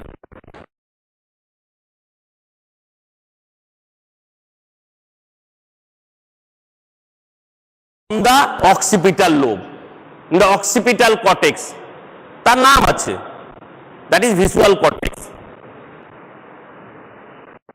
আর আরেকটা রেডিয়েশন যাবে cortex, area lobe, superior temporal gyrus. তাহলে এই দুটো রেডিয়েশন, এছাড়াও রেডিয়েশন, এরা কি ফাইবার্স? এরা মোটর না সেন্সরি? এরা মোটর না সেন্সরি? এরা sensory fibre, all the sensory fibres from the thalamus through internal capsule radiates into the cortex, that is called thalamic radiation. Radiation thalamic, thalamus থেকে radiation easily. দিকে আছে superior thalamic radiation, সামনে আছে anterior thalamic radiation, anterior, নিচের দিকে আসছে টিয়ার and posterior thalamic radiation, যেটাকেই আমরা বলছি, এটাকে আমরা নাম দিচ্ছি রেডিয়েশন। কেন? কারণ দ্য ইনফিরিয়র থ্যালামিক রেডিয়েশন কোথায় যাবে? Into the temporal cortex, that is on the auditory cortex, auditory area, and in the occipital cortex there is a optic area বা visual cortex বা visual area, that is called optic radiation. এরা যাবে lateral geniculate body, medial geniculate body, রেডিয়েশনটা যাবে কিন্তু through internal capsule cortex from the thalamus, কারণ all the sensory information relay in the first thalamus, thalamus থেকে destination হচ্ছে cerebral কর্টেক্সে যেতে হবে। কারণ তোর সোমাটোসেন্সরি কর্টেক্স কোথায় আছে? ফ্রন্টাল এন্ড প্যারাইটাল লোব 312 যাই হোক, আমি বলছি 312 4 আছে মোটর কর্টেক্স, এরকম অনেক এরিয়া আছে, তো সেই এরিয়াগুলোতে যেতে হবে। তার মানে superior radiation, superior thalamic radiation যাবে frontal and parietal lobe cortex, তার মানে sensory cortex of the frontal and parietal lobe. এটা যাবে না, এটা যাবে ফ্রন্টাল কর্টেক্স, অ্যান্টিরিয়রটা পুরোটাই ফ্রন্টাল। ফ্রন্টালের দেখ অ্যান্টিরিয়র থ্যালামিক রেডিয়েশনে যাচ্ছে, আবার সুপিরিয়রে যাচ্ছে, কারণ ফ্রন্টাল সব থেকে বড় কর্টেক্স, সব থেকে যদি বড় কর্টেক্স হয় ফ্রন্টাল কর্টেক্স। অক্সিপিটালে যাবে অপটিক রেডিয়েশন বা পোস্টেরিয়র থ্যালামিক রেডিয়েশন, ইনফিরিয়র যাবে টেম্পোরাল লোবে। এই যে তোমরা দেখো এই ছবিটা, তাহলে আমরা কি বললাম? এটা থ্যালামোকর্টিক্যাল ফাইবারস, মানে ফ্রম থ্যালামাস টু কর্টেক্স এটা কি তৈরি করবে? রেডিয়েশন ফাইবারস তৈরি করবে। তো শুধু কি ওই একটা ফাইবারস রেডিয়েশন তৈরি করবে? আরে রেসিপ্রোকালি ফ্রম কর্টেক্স থেকে থ্যালামাসেও তো আসবে সেন্সেশন, তাহলে তাকে কি বলবো? Cortico thalamic fibres. তাহলে রেডিয়েশনের দুটো ফাইবারস থাকবে। আরে বাবা, আমি একটা জায়গা থেকে গেলাম, আবার তো ফিরে এলাম, ফিরে আসবো তো সেন্সেশন নিয়ে। তাহলে একটা যেখান থেকে যাচ্ছে আমরা বললাম thalamocortical fibres, they are the sensory fibres through internal capsule. কোন পার্ট দিয়ে? সেগুলোরও সব পার্ট আছে আগের ছবিতে। এই দেখো, the anterior thalamic radiation through anterior limb, superior thalamic radiation through posterior limb, and posterior thalamic radiation through the sublentiform part. কেন? সরি, সাবলেন্টিফর্ম, রেট্রোলেন্টিফর্ম পার্ট, এখানে সাবটা দেখানো হয়নি। সাবলেন্টিফর্ম পার্ট দিয়ে কোন পার্টটা যাবে? কোন রেডিয়েশনটা দেখি, কোন আইডিয়া? সাবলেন্টিফর্ম দিয়ে কোন মোটর ফাইবারস গেছিল? Which motor fibres through sublentiform part? The temporopontine fibres, the motor fibres through sublentiform part. তাহলে through sublentiform part the inferior thalamic radiation passes through the temporal cortex sensory fibers। আরে বাবা, প্রত্যেকটা part দিয়েই motor fibres and sensory fibres যাবে, এই নয় যে, এবং এবারে ভাগ করে দেওয়া আছে যে কোন পার্ট দিয়ে কি ফাইবারস যাবে। সেন্সরি ফাইবারসও যেতে হবে, মোটর ফাইবারসও যেতে হবে।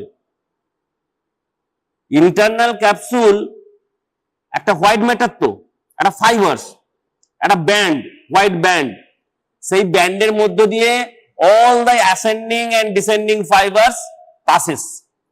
তারপরে এখানে এত কম্প্যাক্টনেস আছে যে একটু মাইনর ইনজুরি হলে লেশন তৈরি হয়ে যাবে, ডিফারেন্ট লেশন, তাকে বলবো আমরা ক্যাপসুলার লেশন। ইন্টারনাল ক্যাপসুলের রিলেশন কি? রিলেশন বলতে গেলে বলবে the head of caudate nucleus medially and thalamus medially in the lower, মানে posterior limb thalamus, and on the laterally the lentiform nucleus। এটা কেন ইন্টারনাল? why internal? তোমরা আজকে একটা স্পেসিমেন দেখবে ব্রেনে, তাহলে ইন্টারনাল বুঝে যাবে। তোমরা একটা ক্যাপসুল ভাবো, ক্যাপসুল দেখেছো? Have you seen the capsule? ক্যাপসুলের মধ্যে ইনগ্রেডিয়েন্ট থাকে, ক্যাপসুলের বাইরে একটা ক্যাপসুলের যে আউটার কভার থাকে, ইনার কভার, এই ক্যাপসুলটা হচ্ছে লেন্টিফর্ম নিউক্লিয়াস, মানে ইনগ্রেডিয়েন্টটা। Internal capsule inner side of the lentiform nucleus এ করলো, লেন্টিফর্ম নিউক্লিয়াসের পাশেই থাকবে external capsule on the outer aspect. এখানে দেখানো নেই ছবিতে, আমি দেখাবো, আরেকটা ছবিতে আছে, ব্রেনেও আজকে দেখতে পাবে। That is call external capsule. So যেহেতু external capsule is there and it is related to the inner aspect of the lentiform nucleus, so it is internal capsule. যদি বলে why internal, তুই বলবি it is inner of the lentiform nucleus. শুরুতে কডেড nucleus পুটামিনের সঙ্গে connection ছিল, যেই মাঝখান দিয়ে লেন্টিফর্ম ইন্টারনাল ক্যাপসুল ঢুকে গেল, তাহলে putamen and globus pallidus form the lentiform nucleus, ভাগ হয়ে গেল কডেড নিউক্লিয়াস থেকে। দেখো caudate nucleus, head of the caudate nucleus medially চলে গেল, মাঝখান দিয়ে ইন্টারনাল ক্যাপসুল ঢুকে গেল, ল্যাটারালি ইট চলে এলো লেন্টিফর্ম নিউক্লিয়াস। লেন্টিফর্ম নিউক্লিয়াস মানে globus pallidus along with the putamen, এটাকেই বলছি লেন্টিফর্ম নিউক্লিয়াস। এই লেন্টিফর্ম নিউক্লিয়াস আছে বলে ইন্টারনাল ক্যাপসুলের পার্ট আছে retrolentiform part and sublentiform part, দুটো part related to the lentiform nucleus. আর বাকি তিনটে পার্ট হচ্ছে anterior limb, genu, posterior limb. এই পার্টগুলো মনে রাখতে হবে। দেখতে কিরকম ভি এর মতো বা এল এর মতো, বসে আছে কোথায়? Inside the grey matter. তার চারপাশে কিন্তু গ্রে ম্যাটার আছে, thalamus grey matter, basal nucleus, caudate nucleus grey matter, মাঝখান দিয়ে হোয়াইট ম্যাটার চলে গেছে। এবং এই হোয়াইট ম্যাটারের কাজ হচ্ছে সমস্ত অ্যাসেন্ডিং এন্ড ডিসেন্ডিং ফাইবারসকে এক জায়গা দিয়ে নিয়ে যাওয়া। নাহলে তো নেচার যদি না করতো তাহলে তো কি যে ফাইবার যে কোনো দিক দিয়ে চলে যাবে, হবে না। থ্রু দিস ইন্টারনাল ক্যাপসুল যেতে হবে। গিয়ে তারা কি করলো? করোনা রেডিয়েটা করলো, ফ্যানসেপ করোনা রেডিয়েটা থ্রু আউট দ্য কটেক্স। কটেক্স শুধু ফ্রন্টাল নয়, ফ্রন্টাল, প্যারাইটাল, অক্সিপিটাল, টেম্পোরালে ছড়িয়ে পড়লো, কারণ সেন্সেশন নিয়ে যাবে তো। এই করোনা রেডিয়েটা মানে রেডিয়েশন ইজ দেয়ার, সেই জন্য আমরা এই ছবিতে দেখিয়েছি রেডিয়েশন। এই যে different radiations, different thalamic radiation কোথায় দিয়ে যেতে পারে। তার মধ্যে আমরা বললাম inferior thalamic radiation is known as auditory radiation because it goes to the auditory cortex. এই যে পরের ছবিতে দেখো অডিটরি কটেক্স, এই যে টেম্পোরোপন্টাইন ফাইবার্স, সাবলেন্টিফর্ম পার্ট। এখানে বলেই দিয়েছে the fibres passing through the sublentiform part of the internal capsule. যদি সাবলেন্টিফর্ম পার্টটা বলে তাহলে তার মোটর ফাইবার্স কি, তার সেন্সরি ফাইবার্স কি? দ্য মোটর ফাইবার্স হচ্ছে temporopontine fibres from temporal cortex to pons. Temporopontine fibres মানে কর্টিকোপন্টাইন ফাইবার্স এর টেম্পোরোপন্টাইন পার্ট। আর এ যাবে কি থ্যালামো টেম্পোরাল এন্ড থ্যালামো, এই টেম্পোরোথ্যালামিক ফাইবার্স মানে কর্টিকো। থ্যালামো কর্টিক্যাল টেম্পোরালে যাচ্ছে বলে এটাকে টেম্পোরাল বলছি, কিন্তু cortical, thalamo cortical and corticothalamic. Corticothalamic primary auditory এরিয়াতে চলে যাচ্ছে, এরিয়া 41 এন্ড 42 মনে রাখতে হবে। এগুলো কিছু কিছু যেমন ব্রোকাস এরিয়া 44, কিছু কিছু প্রিফ্রন্টাল আই ফিল্ড এরিয়া, কিছু কিছু এরিয়া মনে রাখতে হবে। এবং এটাকে আমরা কি বলি? হেসেল জাইরাস।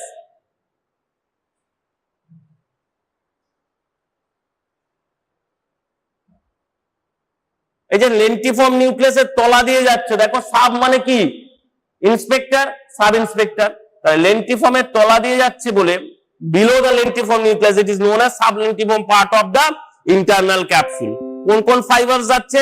দ্য মোটর ফাইবার্স হচ্ছে temporopontine fibres and sensory fibers হচ্ছে thalamocortical, মানে to specific, to be specific it is thalamotemporal, to specific it is temporothalamic, কারণ টেম্পোরাল কর্টেক্সে যাচ্ছে।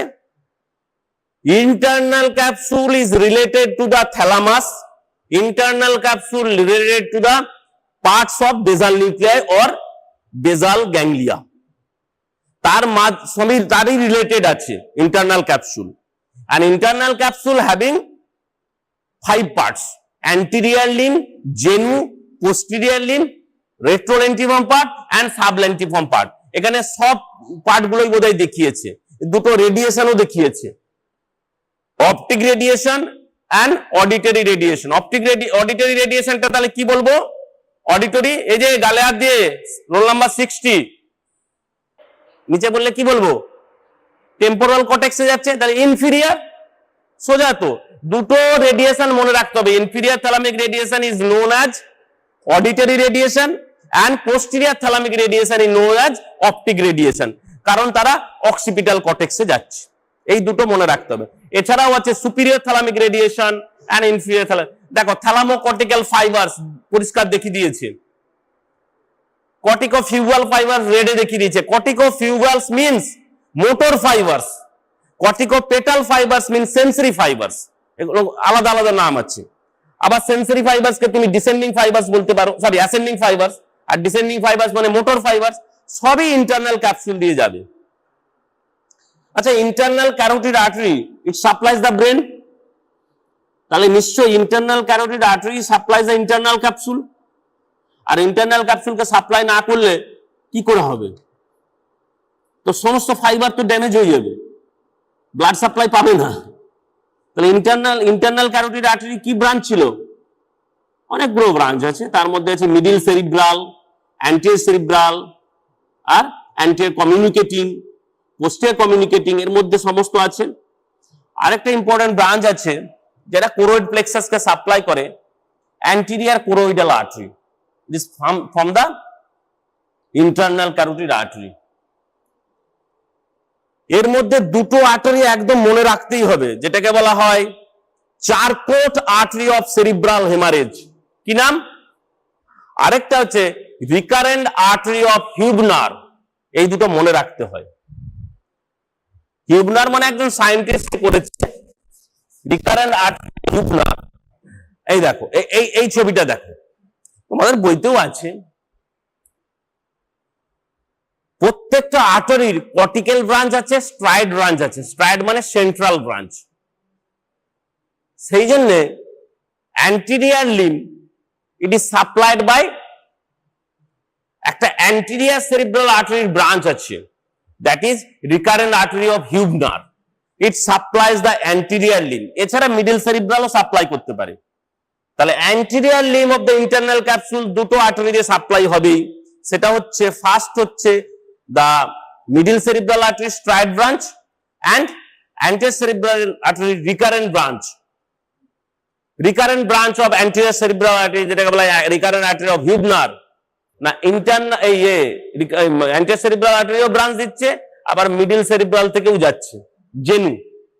genu is supplied by middle cerebral। কিন্তু one of the most important part of the internal capsule is a posterior limb। কেন বলেছিলাম posterior limb is the most important part of the internal capsule? along with that genu অবশ্যই পাশাপাশি গেনুও থাকে, কারণ all the corticonuclear and corticospinal, that is pyramidal fibers, head neck এর জন্য corticonuclear genu, and posterior limb হচ্ছে upper limb, lower limb, trunk and perineal muscles, that is corticospinal fibers, passes through this posterior limb। এবং এখানেই থাকে the Charcot's artery। It is lateral stride branch of, লিখে রাখ, it is lateral stride branch of middle cerebral artery, যে larger. এবং এই artery যে কোনো সময় রাপচার করতে পারে due to haemorrhage or thrombosis. এই রাপচার হলে সেরিব্রাল, তোরা পড়েছিস না যে there is so many haemorrhage is there, cerebral মানে হেমারেজে একটা ইন্ট্রাসেরিব্রাল হেমারেজ হয়, সাবডুরাল হয়, এক্সট্রাডুরাল, সাব অ্যারাগনয়েড হেমারেজ। কিন্তু ইন্ট্রাসেরিব্রাল হেমারেজের most important cause of this rupture of this Charcot artery. The Charcot artery is nothing but the lateral stride branch of middle cerebral artery, যে larger.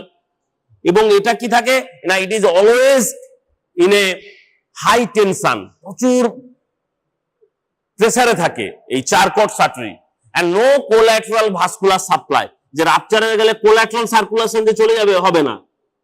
Rupture হয়ে গেলে ওখানেই rupture হবে, তার মানে আপার motor neuron lessons হয়ে যাবে চারকট artery.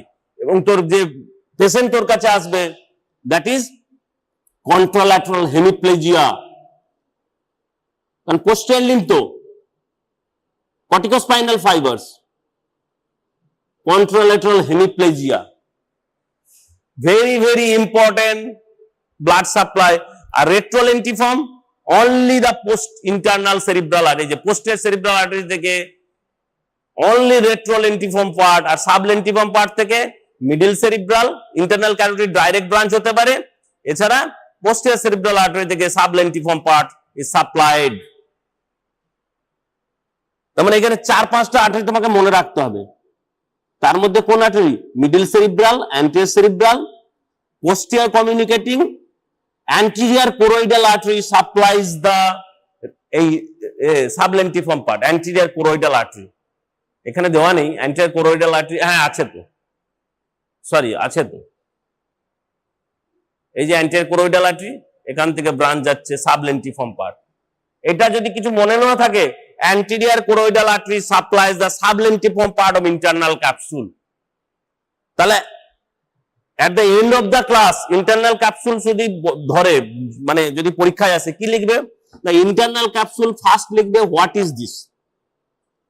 It is nothing but a projection fibers, projection white fibers, white fibers, it is a projection type।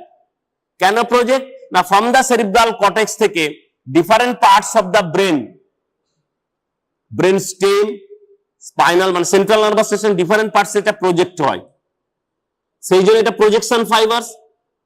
কমিসুরাল fibres কে আছে? Largest commissural fibres, largest commissural fibres, anybody?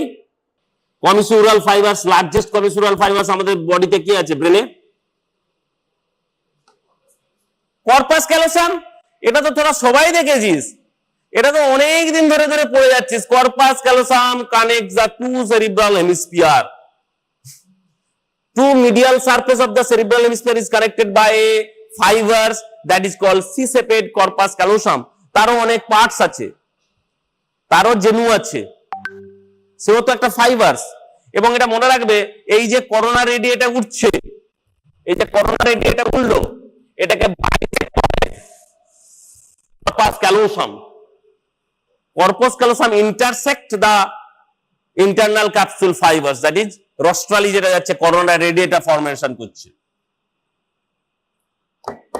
তার মানে অবশ্যই তোমাদেরকে জানতে হবে what is internal capsule, the boundary of the internal capsule, shape of internal capsule, parts of internal capsule, the constituent fibres of the internal capsule, কোন কোন part দিয়ে কি কি ফাইবার্স যায়, লিখেছি, বলছি যারা পড়াশোনা করছে তাদের জন্য, ফর দোজ পিপল। প্রথমেই লিখবি যে why internal, because it is present inner side বা internal to the lentiform nucleus, external to the lentiform nucleus there is also always there is a presence a capsule that is called external capsule। তার মানে দুটো capsule, internal and external, এইভাবে lentiform nucleus গুলোকে ধরে রেখেছে, lentiform নিউক্লিয়াসকে এইভাবে হচ্ছে internal, এটা এক্সটার্নাল, মাঝে আছে lentiform nucleus. Extend, it is extend from the corona radiata to the cerebral peduncle or crus cerebri, যে কোনো নামে ডাকতে পারো তোমরা। পার্টস বলে দিলাম, the anterior limb, genu, posterior limb, retrolentiform part and sublentiform part of internal capsule, and through this part different fibers, the motor fibers and sensory fibers goes through this internal capsule, তার destination আলাদা আছে। এটাই বলা হয় component of. আচ্ছা, এর মধ্যে সব থেকে বেশি কি আছে? কোন ফাইবার্সটা? প্রায় 20 মিলিয়ন ফাইবার্স আছে। কোন ফাইবার্সটা দেখে তোদের বেসিক নলেজ, যারা পড়াশোনা, যারা শুনছে, যে কজন শুনছে অ্যাটেন্টিভলি, যারা শুনছে না তাদেরকে না, সব থেকে বেশি fibres, the largest fibers of the internal capsule. Internal capsule থাকা মাস, মাসের প্রায় 2/3 of the mass is contributed by which fibers?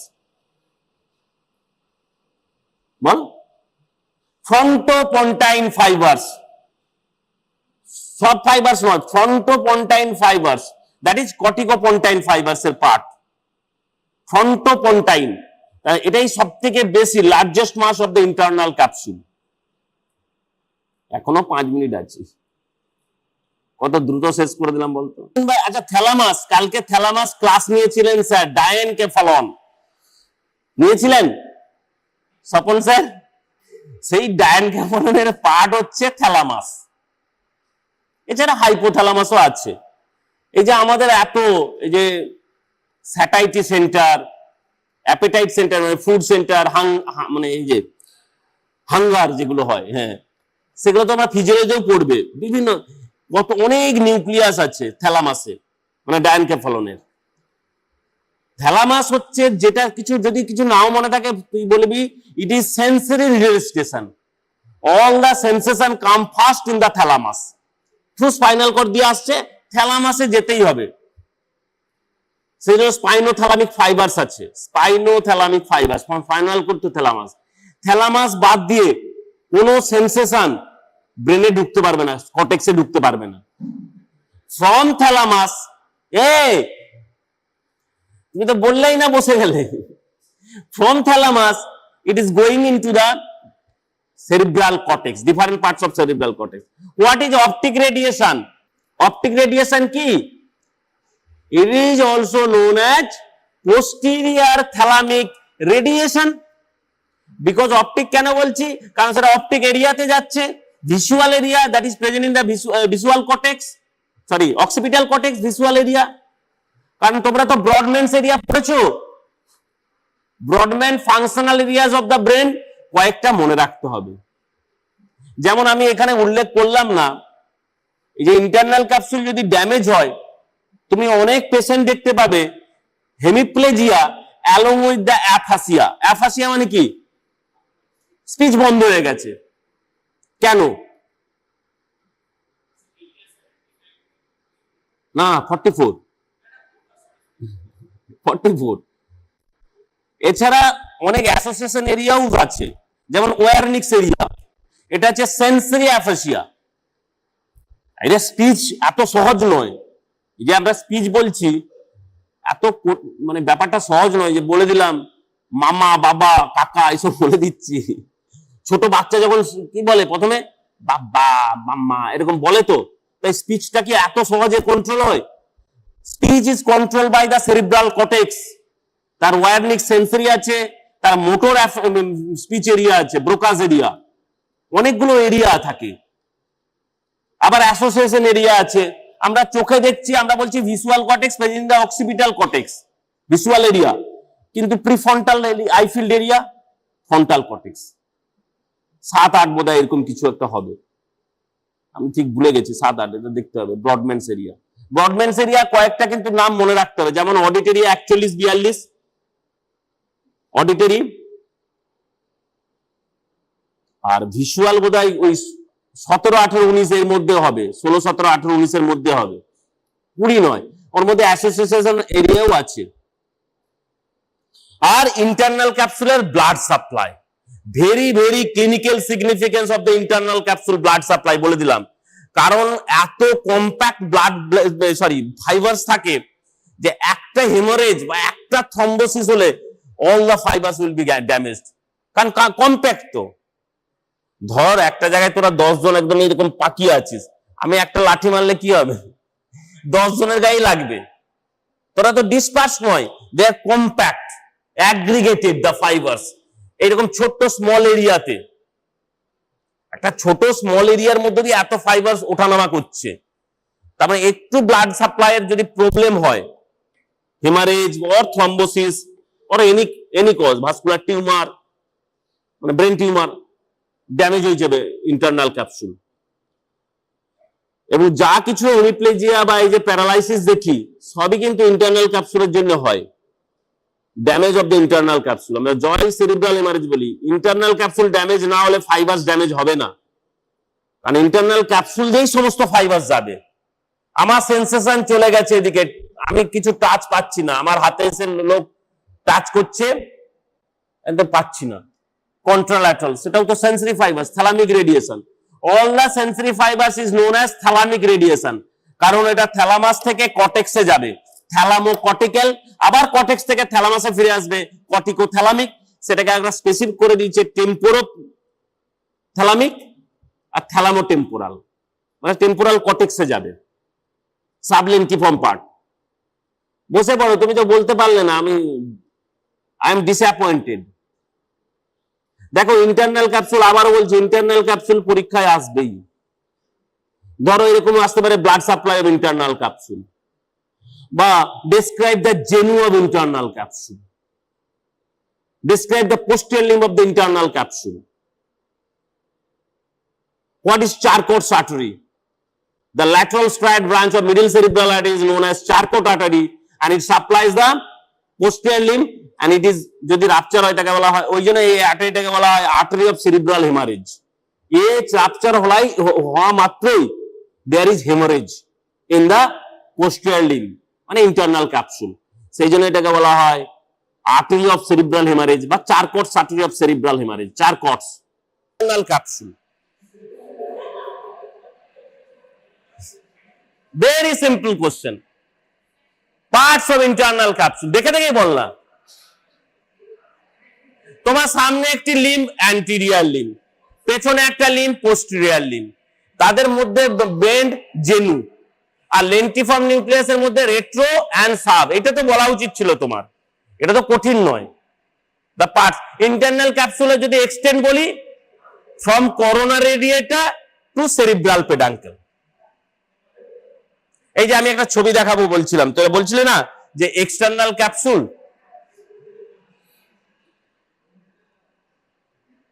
এই আর যাচ্ছে না কেন?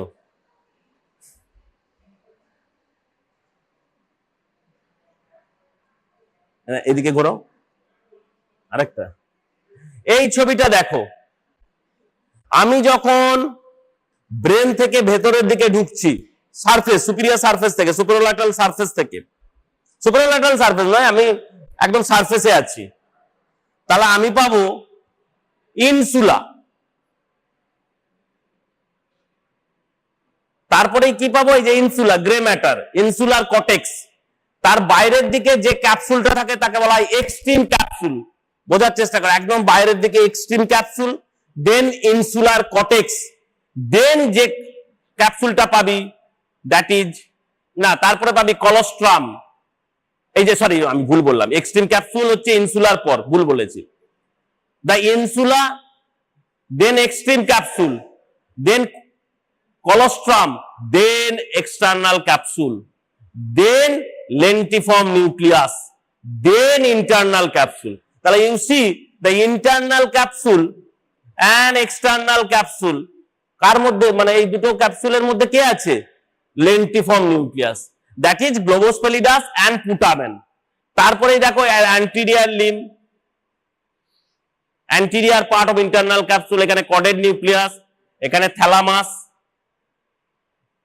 থ্যালামাস আর caudate nucleus, head of caudate nucleus, এরা কিন্তু থাকবে মিডিয়ালি।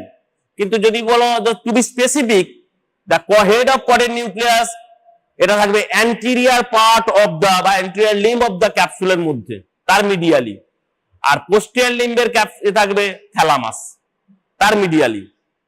দুটোই মিডিয়ালি আছে, কিন্তু ইন্টারনাল ক্যাপসুলের যদি অ্যান্টিরিয়ার পার্টটাকে ধরিস, to be specific, the head of caudate nucleus is medial to the anterior limb and laterally হচ্ছে lentiform nucleus, upper part।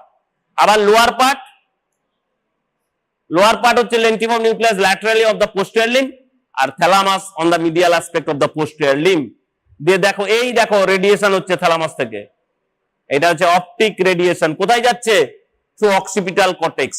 Optic radiation, এখানে আমি এটা পাইনি, অডিটরিটা নেই, তাহলে এইটা মনে রাখতে হবে। ফার্স্ট হচ্ছে ইনসুলা,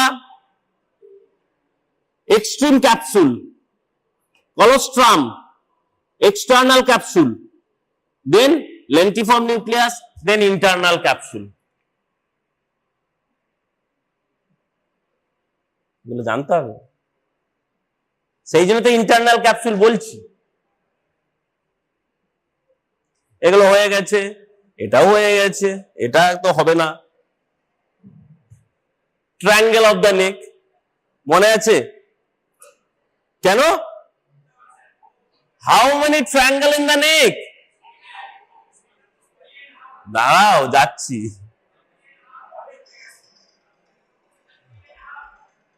3.5 কে বললো? 3.5 on the anterior triangle. Anterior triangle আবার subtype 3.5. তার মানে এই যে after the end of class of internal capsule, Mritika Nandi, you tell me, কিছুই তো আমি জানি না, শুনেছিস কিনা, দেখেছিস কিনা, পড়েছিস কিনা।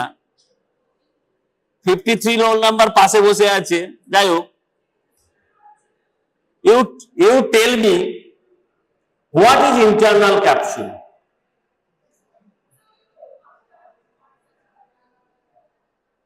What is internal? তুমি বলে what is মৃত্তিকা নন্দী, 4টে পার্ট আছে।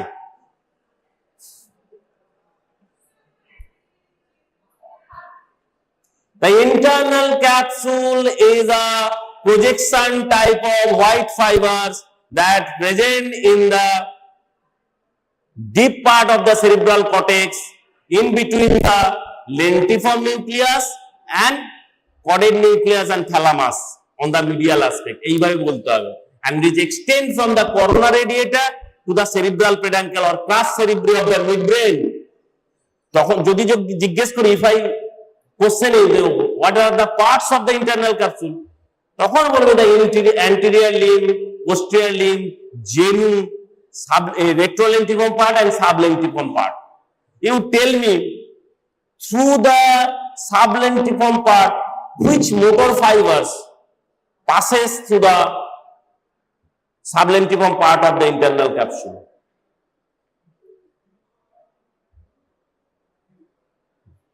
বলুক, তার মানে শুনিসনি, আমি বলে গেছি, বারবার বলেছি, টেম্পোরোপন্টাইন ফাইবার্স, বারবার বলেছি টেম্পোরোপন্টাইন ফাইবার্স। এই জন্য যে যখন ইনফিরিয়র অপথ্যালমিক রেডিয়েশন বলেছিলাম, সরি ইনফিরিয়র থ্যালামিক রেডিয়েশন বলেছিলাম, the inferior thalamic radiation also passes through the sublentiform part because it is the sensory fibers and it is known as কি radiation?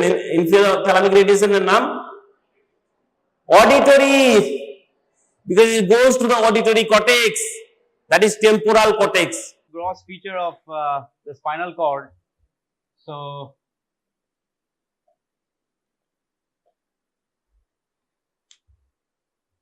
on spinal cord, what you have to know, where it begins, where it ends. That's a basic thing whenever you are adjusting or talking about it.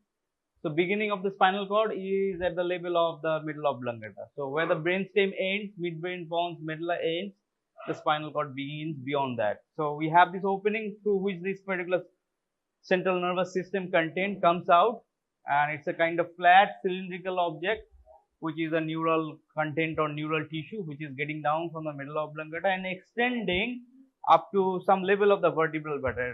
So it runs through the vertebral canal in this particular vertebral column which is made by this vertebra which is hanging down through the foramens, which is made into series of these foramens into vertebral canal. It runs through it and it ends or extends up to some level. So that's what we have to know. So it begins where and ends where. So you have to know about these morphologies or these ends, where it ends. So it ends in adult and in children. No.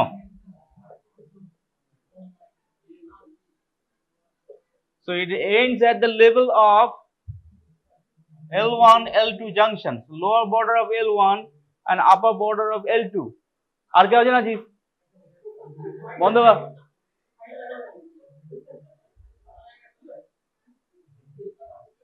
So it ends at the lower border of L1 or upper border of L2 in adult, whereas in children it drops down or extends a little bit further. It's about L3 or lower border of L3 or upper border of L4. So this is the two extent that you have to keep in mind about this downward extension of the spinal cord. In case of the embryo, that means 8 weeks of life. Up to this age, the spinal cord extends up to entire length of vertebral column. So these are the three entities, but you cannot forget about L1, L2 junctions and L2, L3 junctions respectively in adults and children. This difference. So we have this particular difference based on because the growth of this spinal cord, the neural tissue, and the growth of the vertebral column, this bony tissue, differs as we progress with the life. That's why this particular lower limit of the spinal cord ends at some level, and the vertebral canal which is like extends and beyond. So this is the beginning and the end of these things, and if you just calibrate the length of it, roughly estimates like a 42 to 45 centimeter length about this particular spinal cord as an organ or as a viscera, starting from this beginning, which is the medulla oblongata, to this lower end. So varies because of the male and female individual, height of the individual, and the race of the individual, etc., etc. So this is like the length. Now this particular spinal cord, একদম বাইরে attendance দিয়ে দিয়েছিস চলে যা. It has got some enlargements.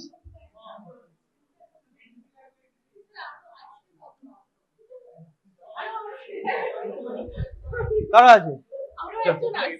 চল চল চল, চাবি টাবি নিয়ে বেরোনো যাবে না.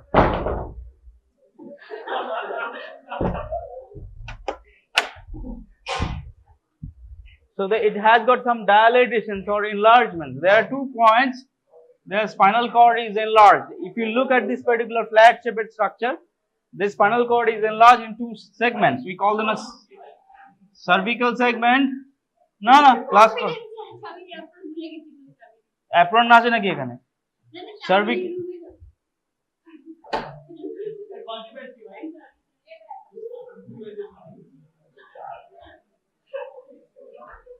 No, it's over. শেষ হয়ে গেছে ক্লাস, চল বাড়ি চলে যা. অ্যাটেন্ডেন্স দিয়ে দিয়েছিস তো? অ্যাটেন্ডেন্স দিয়ে দে, বাড়ি চলে যা. So it has got 2 natural enlargements in this particular organ. One is in the cervical or neck region, one is in the lumbar region. The reasons for this particular enlargement, it holds more neural tissues. Why it holds more neural tissues? Because the cervical segments give rise to this plexus, which is known as the brachial plexus, and this lumbar segment gives another plexus. We call them as LS plexus or lumbosacral plexus. So to give rise to this particular nerve which is coming out of this particular segment, these regions of the spinal cord is little bit dilated. That's why you call them as cervical and these lumbar segments. Now if you look at this particular spinal cord, if it is coming down, it's tapered, and the lower end it is tapered and becomes conically end. The lower end of the spinal cord, we call them as conus, which looks like a cone tapered end, and we call them as conus medullaris. So this conus medullaris is lower tapered end of the spinal cord, which is ending at the level of these lumbar junctions or lumbar regions whenever it is ending. So this particular entire length of the spinal cord have got 2 dilatations like this, one in the cervical region and one in the lumbar region. And this particular spinal cord have got features or have got some grooves which are present into this particular surfaces of this particular spinal cord region. But before that, this particular spinal cord gives some kind of spinal nerves which is coming out of this particular different region. So we have these spinal nerves coming from the different segments, and based on this region we can divide the spinal cord in different regions like cervical, then we call them as thoracic, then we call them lumbar, then we call them sacral and coccygeal, so on, so on. So we have the 7 pairs of cervical nerve which is coming, 12 pairs of this particular, 8 pairs of the spinal nerve in the cervical segment. They are coming, 12 pairs of the thoracic spinal nerve, 5 in the lumbar, 5 in the sacrum, 1 in the coccygeal. So that's how they are coming out, right side, left side, they are coming out of this. Now point is concerned over here how this spinal nerves comes out and exits through this. So this is like the specimen which you can see. We have to find a space, we call them as intervertebral foramen, the lateral intervertebral foramen. You can see the spinal cord is present in this particular specimen, and you can see the lateral foramen on the lateral side of this vertebral column. And you can see this particular white structure, this is spinal nerve, how it is coming out. So this lateral intervertebral foramen, through this foramen, the spinal nerves are coming out from the right side and the left side accordingly, and getting to these limbs and etc., etc.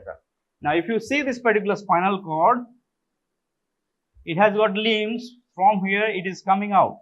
So if you consider the spinal cord, it has got two roots. We call them as ventral and dorsal roots, or motor root and sensory roots, anterior and posterior. Dorsal, ventral, they based on this. So anterior one is a motor root, posterior one or the dorsal is a sensory root. So anterior root, so for example this is anterior, this is posterior. These two roots are coming, they join and merge and makes this particular thing which is known as the spinal nerve. And this particular spinal nerve again splits into anterior and posterior branches. We call them as rami, R-A-M-I. We call them as anterior rami, we call them as posterior rami. This anterior rami and posterior rami serves the anterior part of the body, posterior parts of the body. They may just anastomose based on this particular region to form the network of the nerves. We call them as plexus, lumbar and cervical plexus, and form the different nerves, a bunch of nerves. Whatever the nerves you have seen that, they are anastomosis of this particular ventral branch of this ventral rami of the spinal nerves, how we are coming out. So intact, whatever we are seeing here through the lateral intervertebral foramen, this part is coming out. This joined little part, we call them a spinal nerve or mixed spinal nerve, mixture of the sensory and the motor, which is coming out, and then the split, ventral rami, dorsal rami. The ventral one is a thicker one, dorsal one which is thinner one. We can see that if you look at the thickness of these nerves, they look like this. So this is how this particular spinal nerves coming from each of the segments and coming out. Now, thing is that, as you see, this is hanging down to this vertebral foramen and vertebral canal. We have seen that this particular spinal, lower end of the spinal cord, we call them as conus medullaris, which is ending at the level in the vertebra.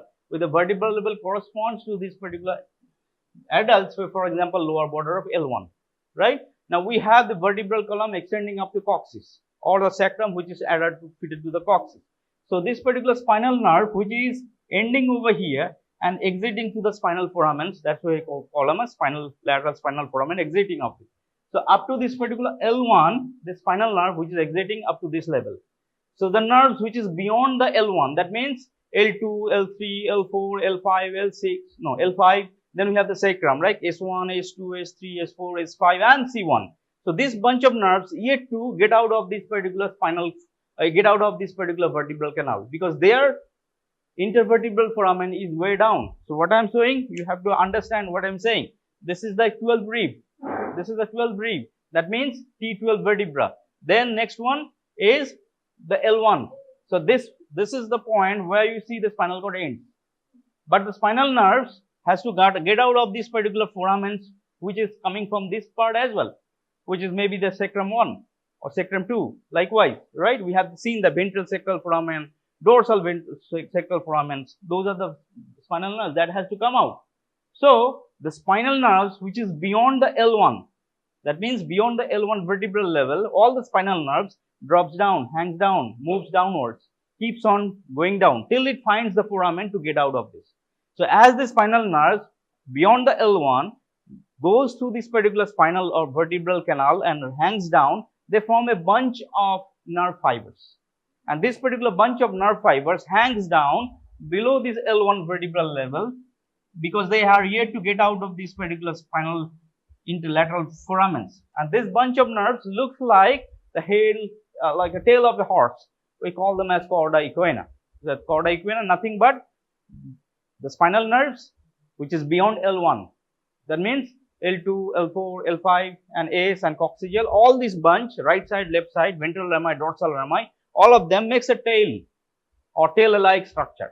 So this tail-like structure which is hanging down, we call them as chorda equina, which is hanging down below here in the intervertebral foramen and getting out of it. Clear?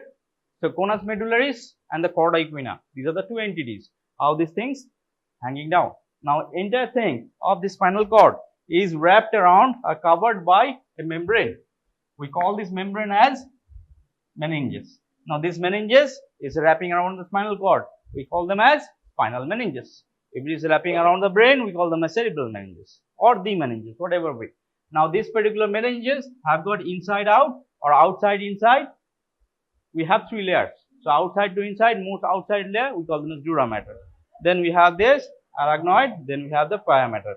Pia mater is inseparable, just like parietal layer of these visceral layer of the peritoneum plastered around the organ. So this particular innermost layer, which is the P layer, is basically blended on this particular layer, and this particular outer layer, which is the dura mater.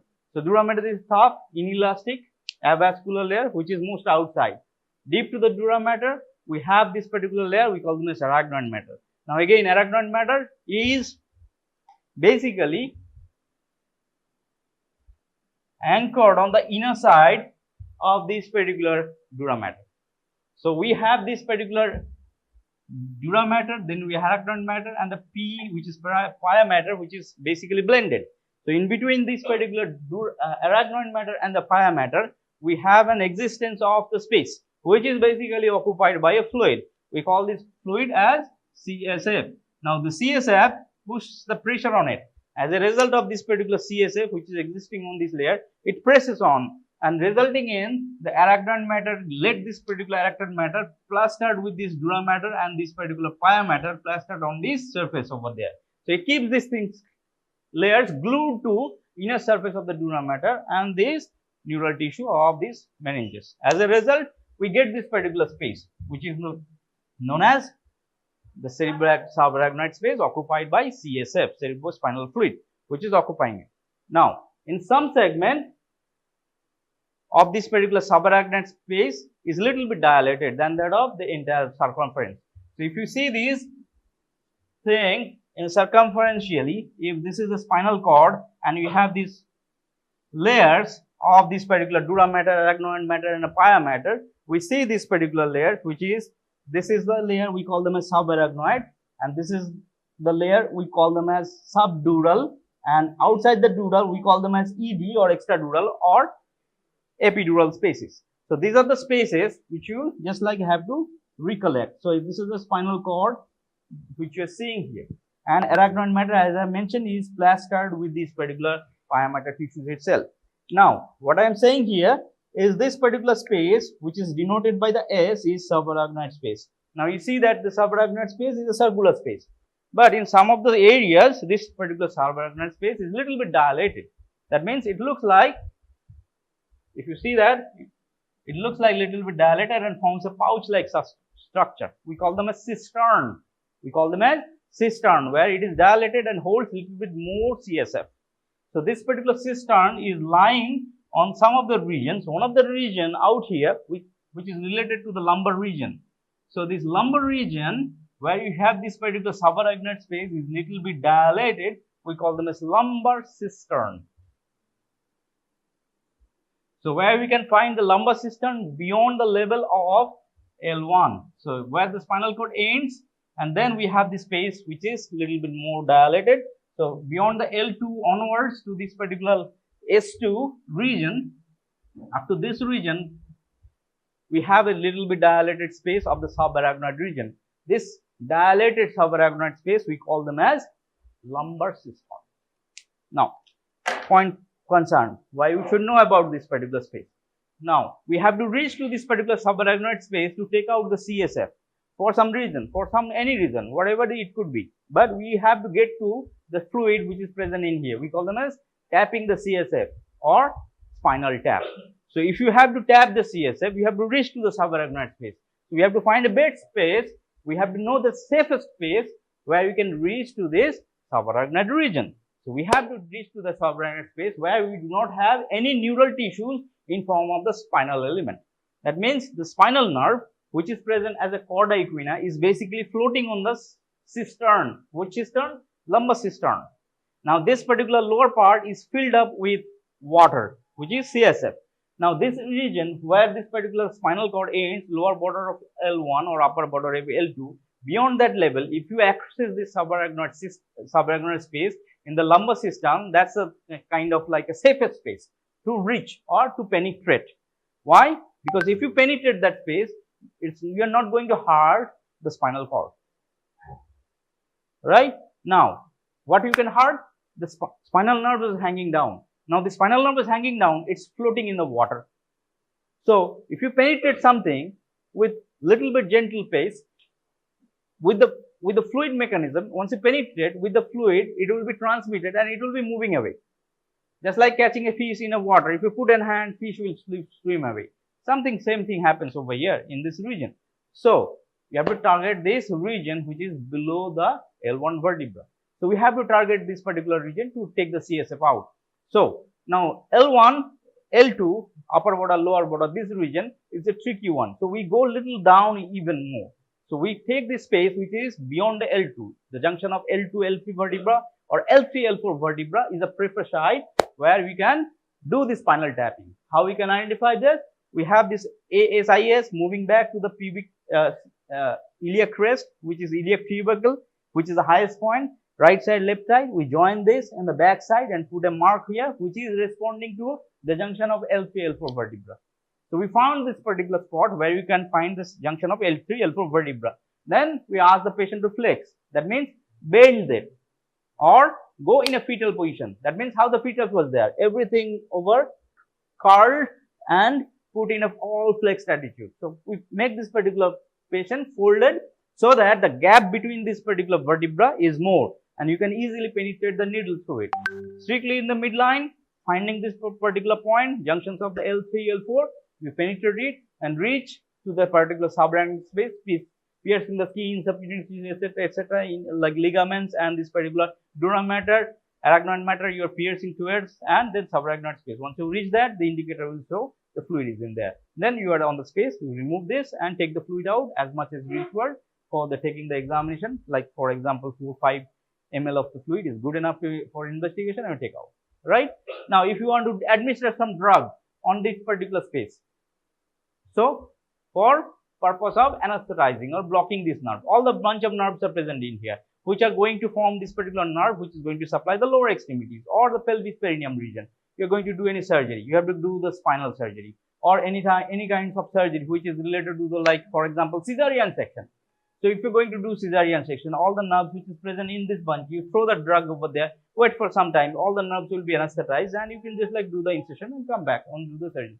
So this is the point to knowing this particular landmark which is known as spinal tapping, and as well as this particular thing, same thing we call them as the lumbar puncture process. Lumbar region you are puncturing and you are taking the CSF out or giving the drug, which is lumbar anesthesia or LP or lumbar puncture. You get it? Why you are targeting this point?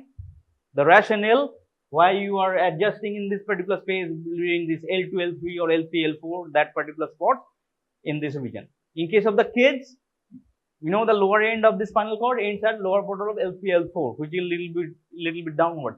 L3, L4 or L2, L3. We check it with your books, right? এটা lower border of children কোথায় space end করে এটা দেখে নিস, এক space বা দু space দিতে হয়, ঠিক আছে, একটু দেখে নিস, ক্রস ভেরিফাই করে নিস। L3, L2, L3, L2, L3, L3, L3, okay, lower border of L3 আর আপার বর্ডার অফ L3 সেটা দেখে নিবি, বলছি ওটা দেখে নিবি, ক্রস করে নিবি, একটু ভেরিফাই করে নিবি, ঠিক আছে? আমার মনে হচ্ছে L3, L4 জাংশন, আর একটু ক্রস ভেরিফাই করে নিবি। কিডসের তো এই প্রসিডিউর আমরা নর্মালি করি না, বিকজ পিডিয়াট্রিক পেশেন্ট আমরা দেখি না, যার জন্য আমার অতটা খেয়াল থাকে না। But anyways, this is the reason. In case of the kids we prefer to go below L4, L5, so L4, L5 জাংশনসটা আমরা টার্গেট করি, ঠিক আছে, for doing this particular spinal anesthesia or doing any CSF examination for this. So this is about this particular spinal cord for knowing this. Now, coming from this particular spinal cord perspective, the spinal cord is supplied by some blood vessels. This is a living structure, you need to have blood source. The spinal cord is supplied by spinal arteries, which is supplying to this. The spinal cord, we have this anteriorly and posteriorly, some arteries are placed. We call them as anterior spinal artery. The spinal artery which is on the back side, we call them as posterior spinal artery. Anteriorly, we have one spinal arteries. We call them as single anterior spinal artery. And in case of the back side, we have two spinal arteries. So posteriorly, we have a paired spinal arteries. So posterior spinal artery, there are two. Anterior spinal artery, there are one. So anterior spinal artery, even though it is a single artery, it takes most load in supplying the spinal cord. It supplies 2/3 of the spinal cord, whereas this posterior spinal artery, which is 2, takes the 1/3 load of supplying it. So two people is not working more, even though the single person is taking maximum supply on this region. So these are the two arteries, anterior spinal artery, posterior spinal artery. Along with that, there are some other arteries which is reinforcing that. We call them as segmental arteries. Segmental arteries or radicular arteries. They are reinforcing artery. So we have 1, 2 and 3 different types of artery to supply the spinal cord: anterior, posterior, segmental. Segmental is reinforcing. That means whatever the areas this anterior and posterior spinal artery cannot supply, it is supplemented by some extra arteries. These extra arteries come from different parts of the region: lumbar region, thoracic region. The segmental arteries, which is the supplying region, supplying intercostal arteries, they are supplying it. Lumbar arteries, they are giving these additional arterial branches. All right. So neck to neck, we have to remember these arterial names: anterior spinal, posterior spinal, 1 and 2. These are the numbers, and segmental arteries. These are the third variety. Likewise, the arteries, it has veins. We have the anterior spinal veins, we have the posterior spinal veins. So in case of the spinal veins, we have no confusion. All are three veins. There are 3, anterior and posterior. So there are 3 anterior spinal veins, 3 posterior spinal veins. Now this particular spinal vein starts and makes a plexus. So this particular plexus happens around outside the dura. We call them as extradural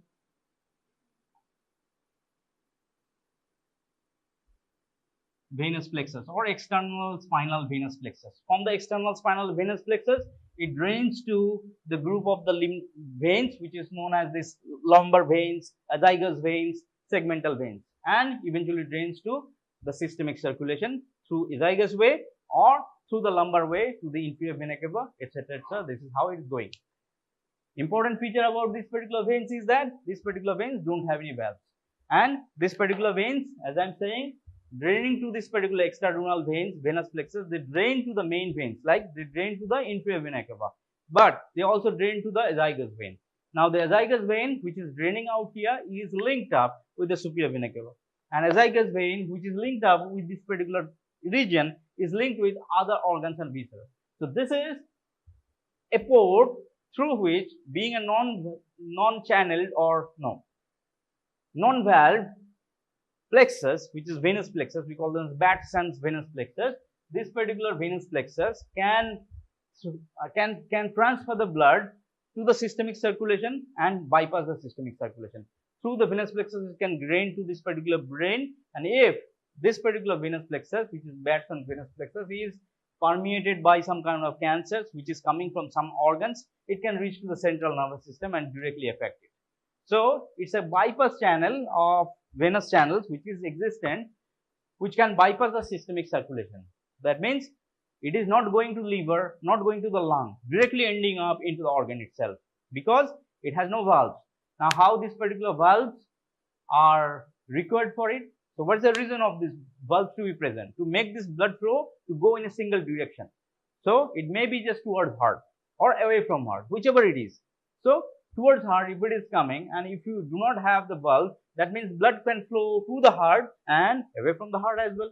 So this thing happens over here. Whenever you have the intra-abdominal pressure rise, coughing, sneezing, defecation, whenever you have the intra-pressure rise, the blood can flow to the right direction towards this particular systemic circulation, inferior vena cava, and at the same time it can move to the back flow as well. It can reach back, can ascend up, go back, and eventually can reach to this particular brain. When you're lying down, when you're sneezing, coughing, doing some exercise, or doing nothing even, it can retrogradely flow in a reverse direction. As a result of that, it can have a bypass. So if you have a traffic arrested at some time, we look for some other routes to bypass that particular traffic arrest and come to point, right? So this is kind of something which is happening. Some alternate channel which can also transfer or deliver the blood, bypassing the main traffic to reach to some other point going in here. So this Batson venous plexus of the veins, which is present in the vertebra or vertebral venous plexus of the Batson, which are linked with the organs. Like which organs? Like prostate, like bladder, like thyroid, the mammary gland. These are the organs which are connected to this particular azygous vein and Batson's venous plexus. As a result of that, cancers of these organs can directly bypass this main systemic circulation and reach to the target organ. Which target organ? It can reach to the bones on the vertebra, it can reach to the skull, it can reach to the central nervous system, bypassing through, it can reach to the CSF, it can reach to the ventricles, etc., etc. All the central nervous system would be affected on these particular individuals. So this matter a lot about the venous drainage of the spinal cord and the vertebral venous plexus system. So this is about the veins, which is more important, arteries and the extension and this dura mater, etc. over there.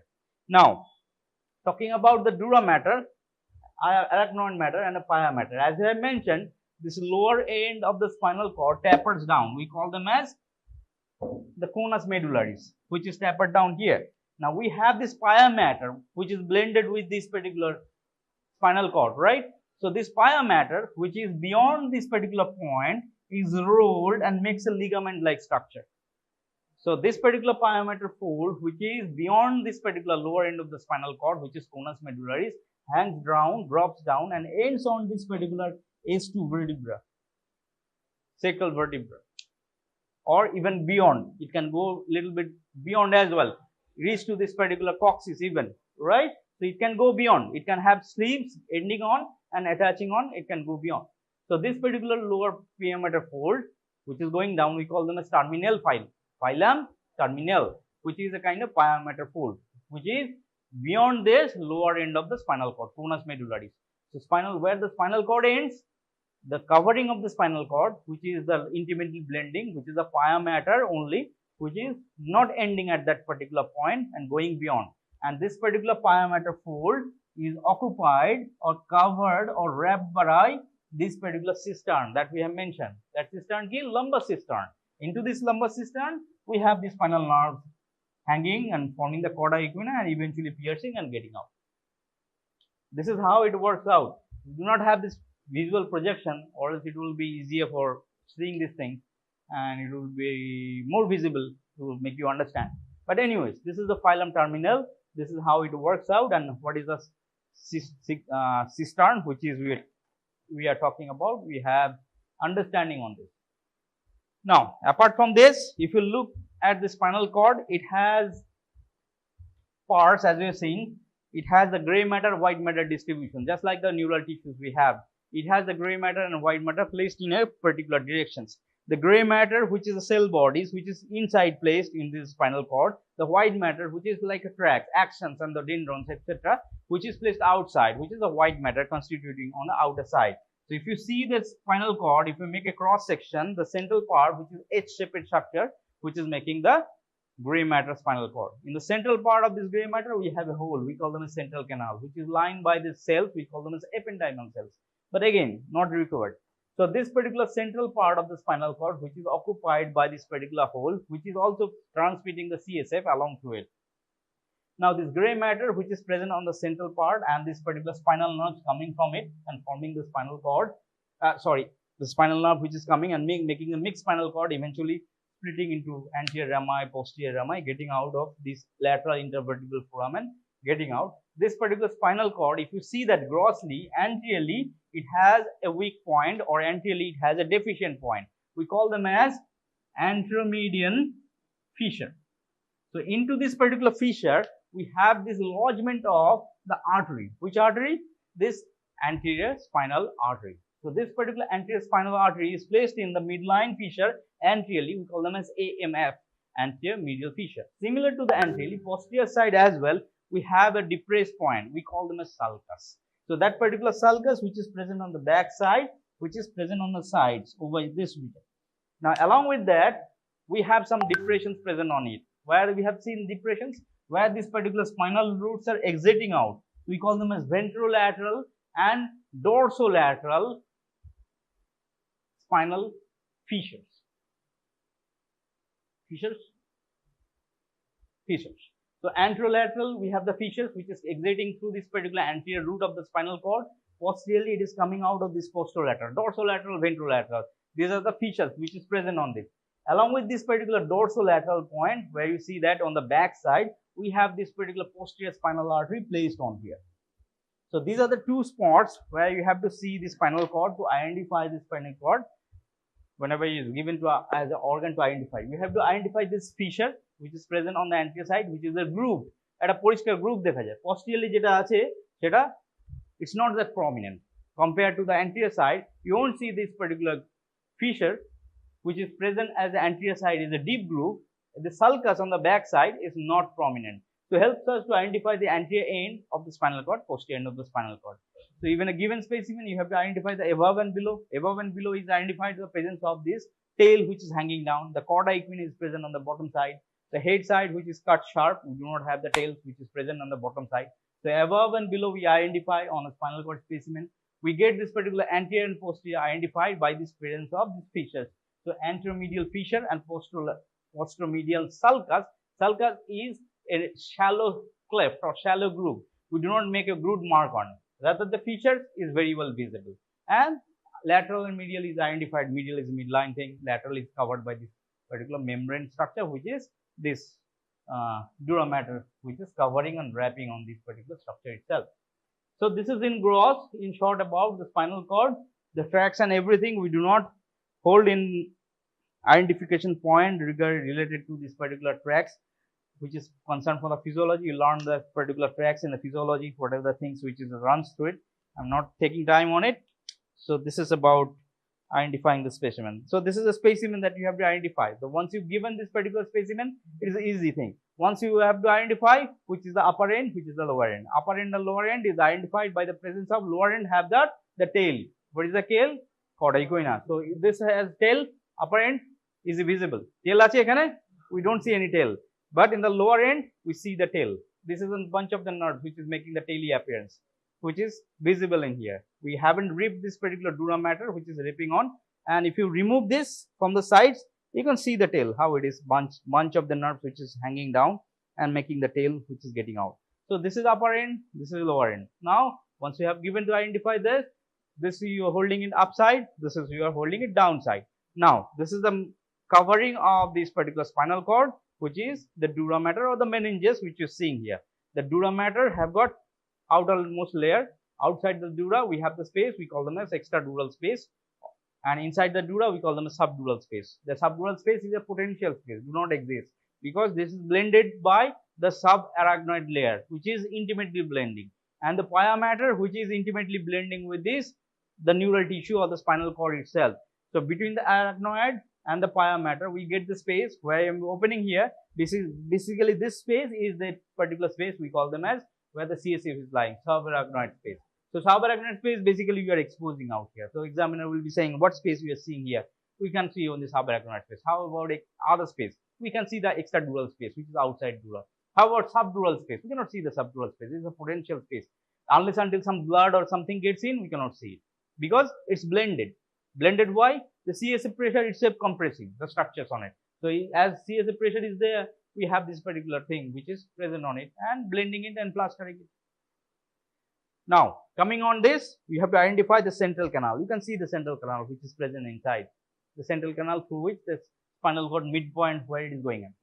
In case of the spinal canal, we have the physiology thing, which is dilatation of the central canal, syringomyelia, syphilis, tertiary syphilis, etc., etc. So this central canal gets widened, and what are the tracks, what are the fibers that are going to be trapped if you have enlargement of the central canal, etc., etc. Those questions they ask about it.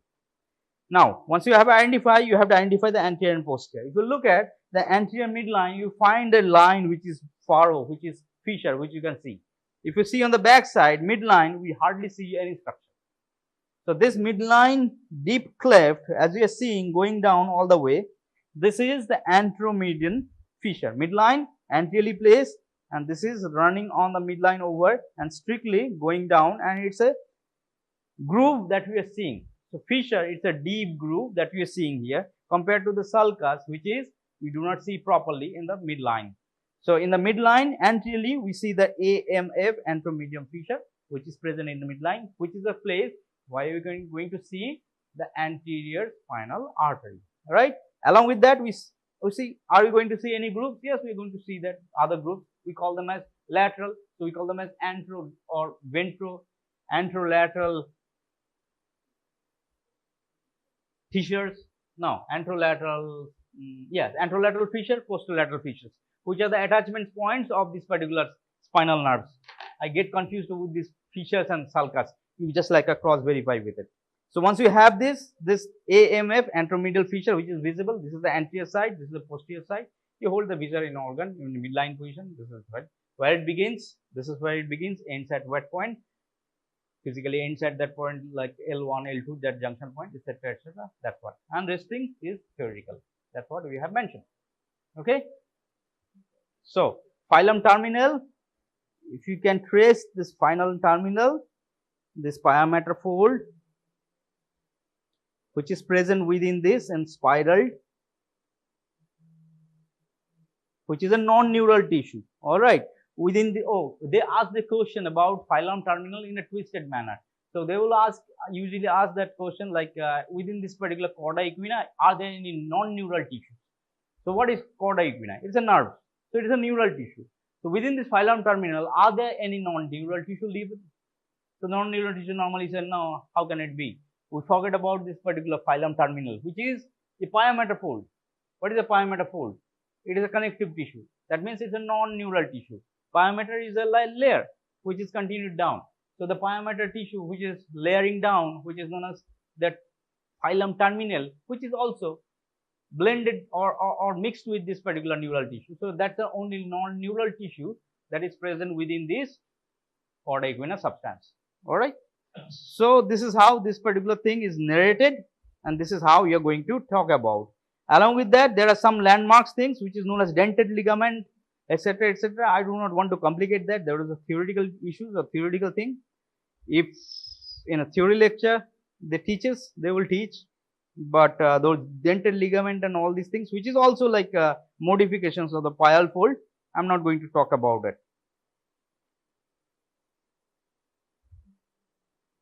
So this is the bunch of nerve which you're seeing here, the spinal nerve which is coming out, the spinal nerve which is getting out. So spinal nerve, one of these are visible out here, which is getting out from these particular segments. So this is all about thing, and whenever these things are held in examination, what are these? What are these? These are the nerve rootlets. That means the anterior root, posterior root, those things, right? Which yet to unite with the anterior root with the posterior root to form this. This is the whole spinal nerve, which you're seeing here, the bunch. That means this is a mixed nerve, but this is roots. That means it could be ventral root, it could be dorsal root, depending on how it is coming. They are not the spinal nerve yet. So to become a spinal nerve, they have to unite. Which one has to unite? The ventral root and the dorsal root has to unite and get out and then split. So which is the united part of the spinal nerve is this one. So if they ask about what's the difference between this part and what's the difference with this one, you will say this is the yet to form the spinal nerve. That means this is the spinal nerve roots, and this is the spinal nerve which is mixed one spinal nerve which is going to be split into the ventral and dorsal rami. This is one pole. That means it could be sensory, it could be motor. If it is on the anterior side, it is going to be motor. It is on the dorsal side or back side, it will be on the sensory root. So sensory root, dorsal root, ventral root, all things you have to explain. Rest thing, histology will talk about this particular other thing about the cells and etc., all these things. So this is in gross. See it yourself. See any difficulties in identifying it, let me know. Very few points I have to mention at the pathology class. Most of the classes are basically from clinical aspect. So I will discuss these things under the clinical aspect only.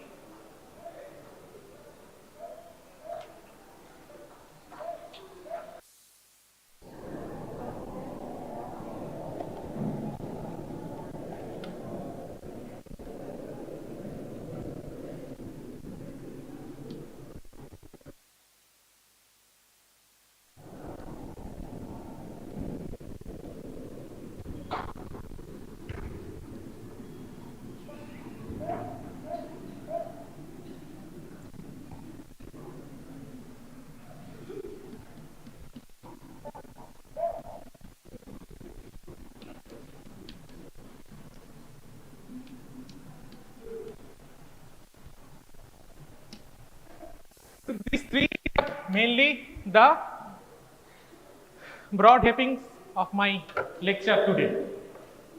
So I think all of you know what is jaundice. It's a clinical term. You all have at least some idea about the patient right now. This jaundice, or clinically it is known as icterus, is a part of day-to-day practice, routine examination, the initial general examination point. Like what are the other general examination points, you know? pallor, clubbing, jaundice, icterus, edema, cyanosis. So, what is icterus or jaundice? Usually is discoloration of either sclera or skin due to increased level of bilirubin within the blood. So, what is the normal level of bilirubin? What is the normal level of bilirubin in blood? Anyone? Tell me, what is the normal level of bilirubin in the blood? Bolo, bolo. Normal level of bilirubin. It is 0.3 to 1.3 milligram per dl.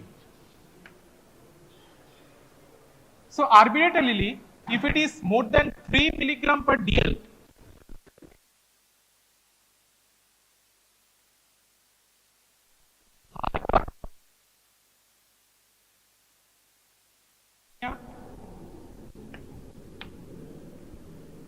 but all hyperbilirubinemia cases are evident as icterus, or all they present us with jaundice. Are all the cases present us with jaundice? Yes or no? I think no. Only when the total bilirubin level is more than 2 milligram per dl, it will be clinically present as, clinically, CL means clinically presents as jaundice.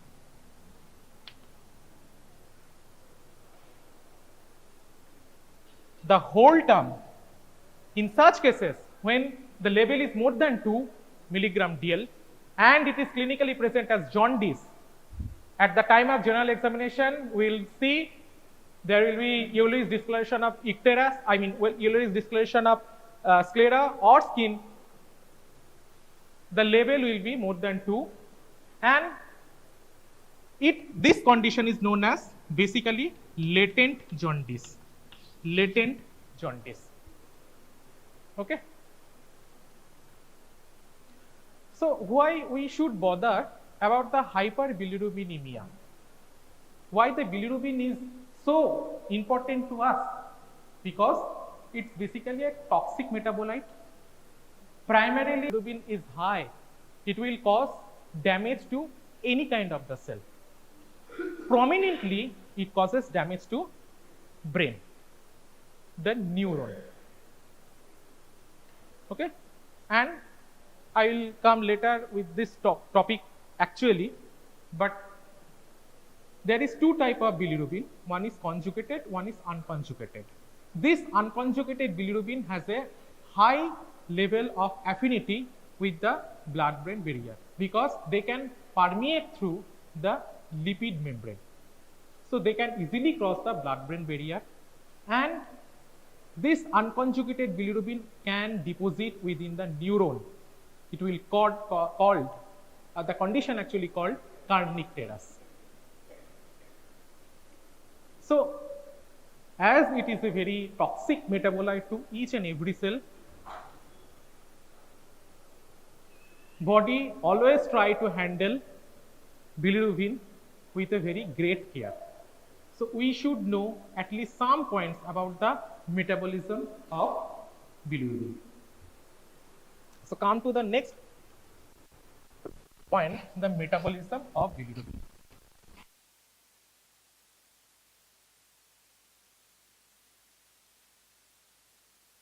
The bilirubin is handled by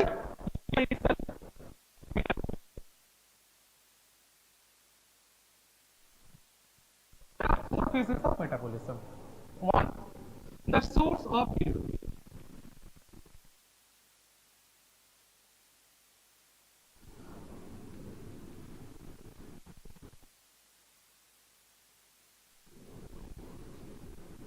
Of unconjugated bilirubin. Hepatic phase.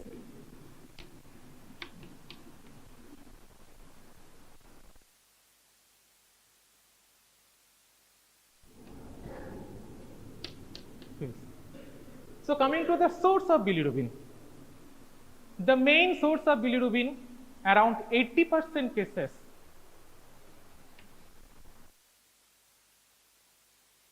heme,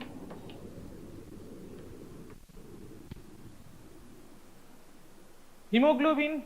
The whole term comes with the two words, one heme, one is globin. Globin is nothing but a protein. So if there is any degradation of RBC, the heme portion get converted into bilirubin itself, and the globin portion, I mean the amino acid, go into the amino acid pool of the body. Clear? Rest 20% from non-heme enzyme like catalase, cytochrome, the myoglobin, and plus ineffective erythropoiesis. Clear? At the time of ineffective erythropoiesis, there will be huge destruction of abnormal erythroid lineage cells. So these metabolites of erythroid lineage cells produce heme itself, and they ultimately convert into bilirubin. Fine. So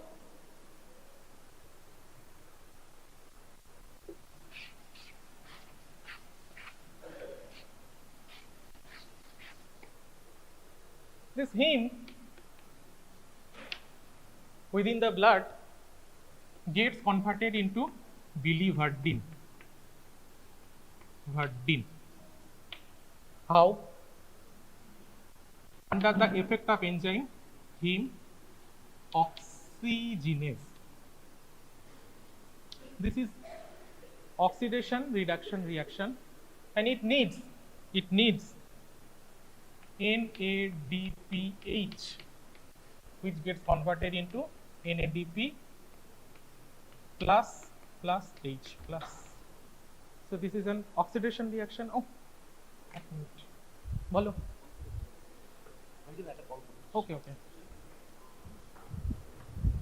Okay. Bilirubin converted into initially biliverdin. In the next step, biliverdin reductase converts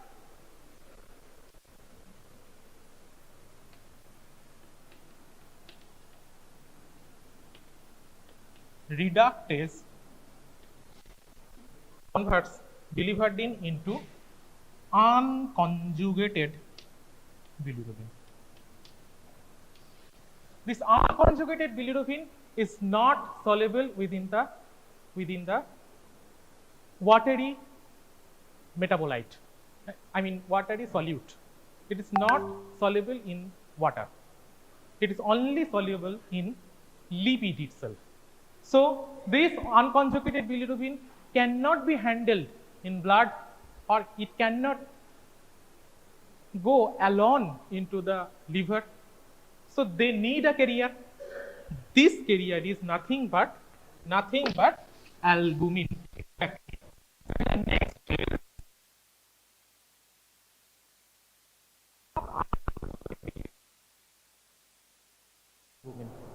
এটুকু লিখেছো? Fine. In the next stage, the unconjugated bilirubin,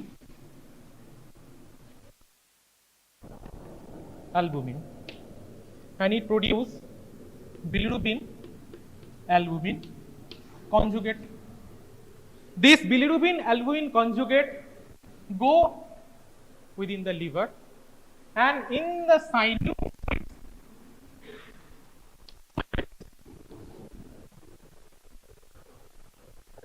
albumin gets detached. So, and ultimately it permeates. Suppose these are sinusoidal lining. Within the sinusoidal lining, it permeates into the space of Disse. Within the space of Disse. And here comes a role of another conjugation which is known as glutathione. So this unconjugated bilirubin transferred into hepatocyte with the help of glutathione S transferase into hepatocyte. So within the hepatocyte,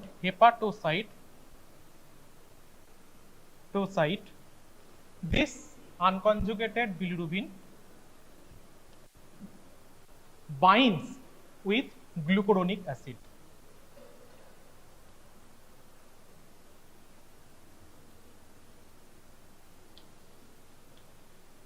তাহলে এতদূর পর্যন্ত কি হলো?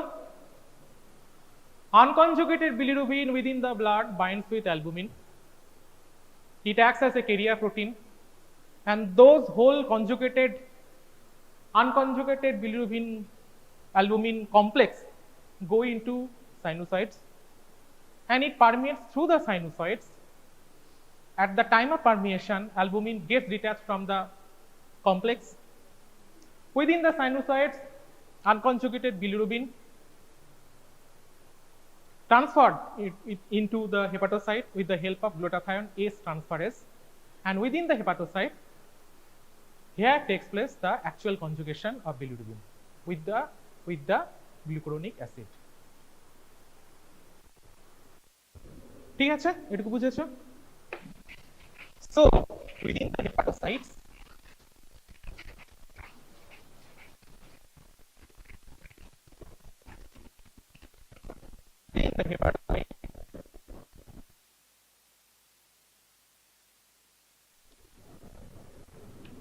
bilirubin binds with glucuronic acid.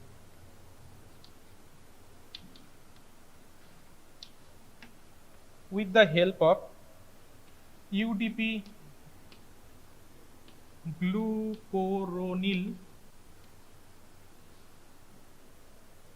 transferase. Hence, it converted into conjugated mono or bi glucuronate. Mono or bi bilirubin glucuronate. Conjugated mono or bi bilirubin glucuronate. Within the hepatocyte, they get converted into a conjugated bilirubin basically. This conjugated bilirubin, the help of কিছু বলছো? Mono or bi UDP, হ্যাঁ, with the help of UDP glucuronyl transferase,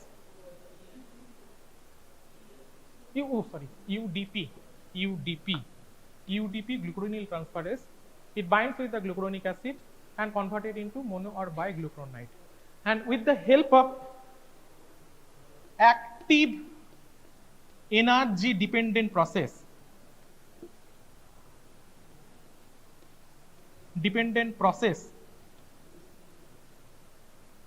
they actively secreted within bile canaliculi.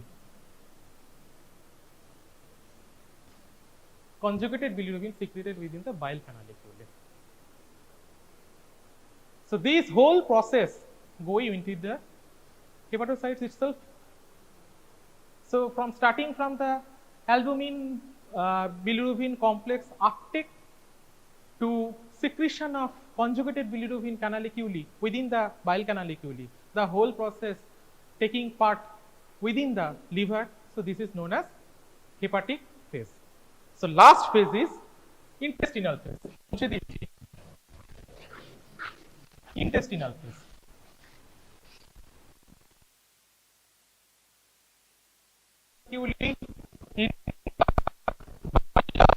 into hepatic duct, through the common bile duct, they go ultimately into the small intestine, and it passes through the small intestine up to large intestine, and within the large intestine it is known as starcobilin.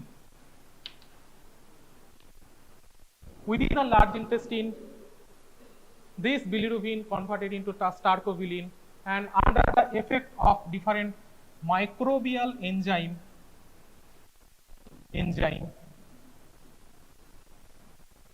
starcobilin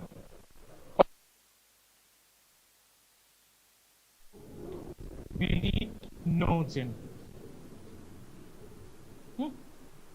Ki? I'm not audible. Hello. কি হচ্ছে অভিমন্য কি হচ্ছে শুনতে পাচ্ছে না বলছো hello hello hello am I audible? Okay.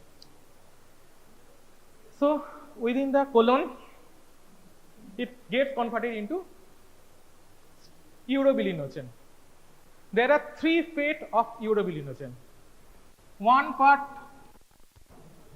gets absorbed within the colon itself and it undergo enterocolonic or enterohepatic circulation. Okay. So they again reabsorbed in the small intestine and go into the liver. Again within the liver they get resecreted within the bile canaliculi, and this the cyclic process is going on and on and on. It is known as enterohepatic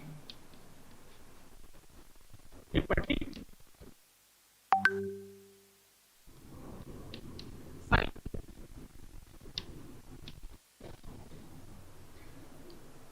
Second part, this urobilinogen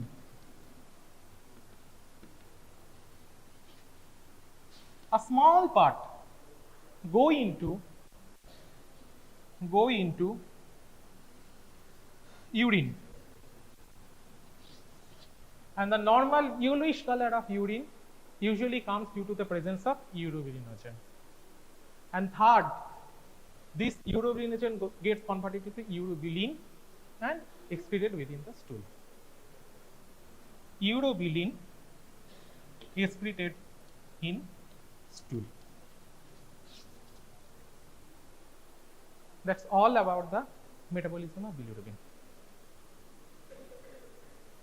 So starting from degradation of hemoglobin, the heme converted into bilirubin. Bilirubin initially is unconjugated bilirubin form. This unconjugated bilirubin form gets converted into the conjugated bilirubin form within the hepatocytes. This conjugated bilirubin within the hepatocytes secreted into the bile canaliculi and comes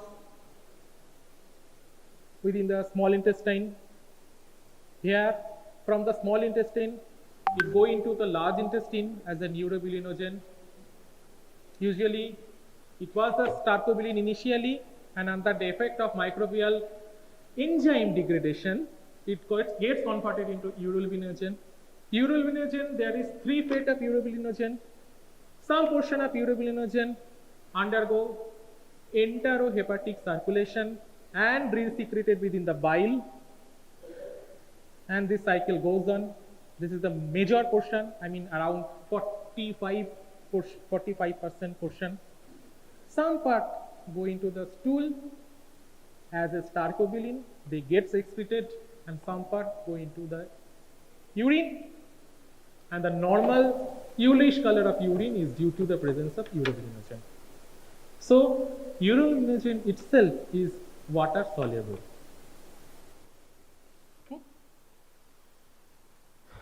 So what is the major difference between conjugated and unconjugated bilirubinemia? So there are two types of bilirubin. You have seen here one is unconjugated.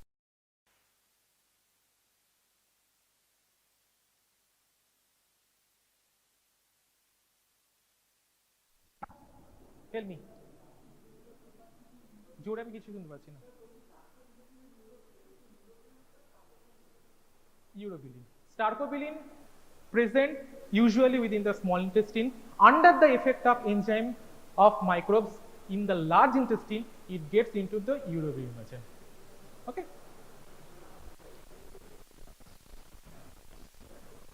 So the points of differentiating points of versus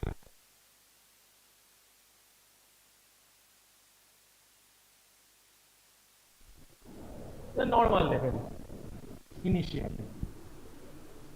What is the normal level of conjugated bilirubin?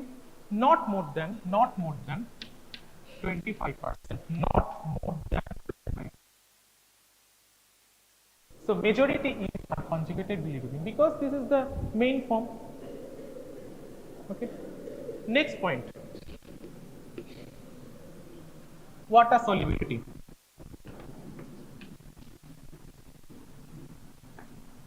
Unconjugated bilirubin is not water soluble, but conjugated bilirubin is always water soluble. Third point, lipid solubility. Unconjugated bilirubin is, yes, it is lipid soluble. This is the reason why the unconjugated bilirubin actually carried by the albumin, unconjugated bilirubin albumin complex go or it permeates within the blood-brain barrier. It goes through the blood-brain barrier and deposited within the neuron, and this condition is known as kernicterus. Lipid solubility. Fourth,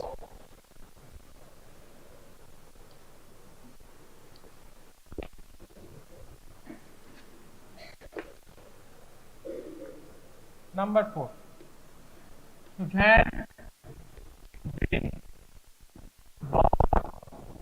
reaction is a biochemical reaction by which we can estimate the blood level of or any urine level or any kind level of unconjugated and conjugated bilirubin. Usually with the help of Vandenberg reaction, the conjugated bilirubin can be directly measured.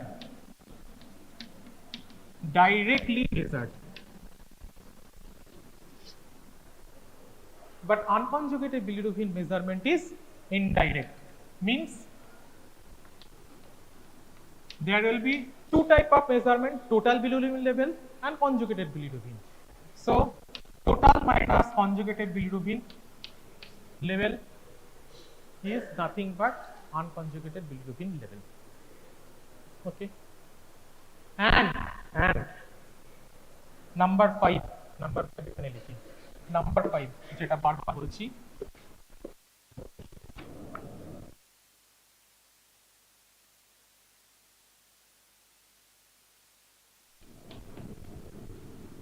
is always caused by conjugated bilirubin, but it is not caused by unconjugated bilirubin. It is not caused by conjugated bilirubin. ঠিক আছে, বুঝলে? So what are the difference between conjugated and unconjugated? The normal level of conjugated bilirubin is always less than 25% of total bilirubin, but unconjugated bilirubin is majority of total bilirubin. Okay, usually 80%, 70 to 80%. Conjugated bilirubin is always water soluble, but unconjugated bilirubin is lipid soluble. With the help of Vandenberg reaction, the conjugated bilirubin can be directly measured, but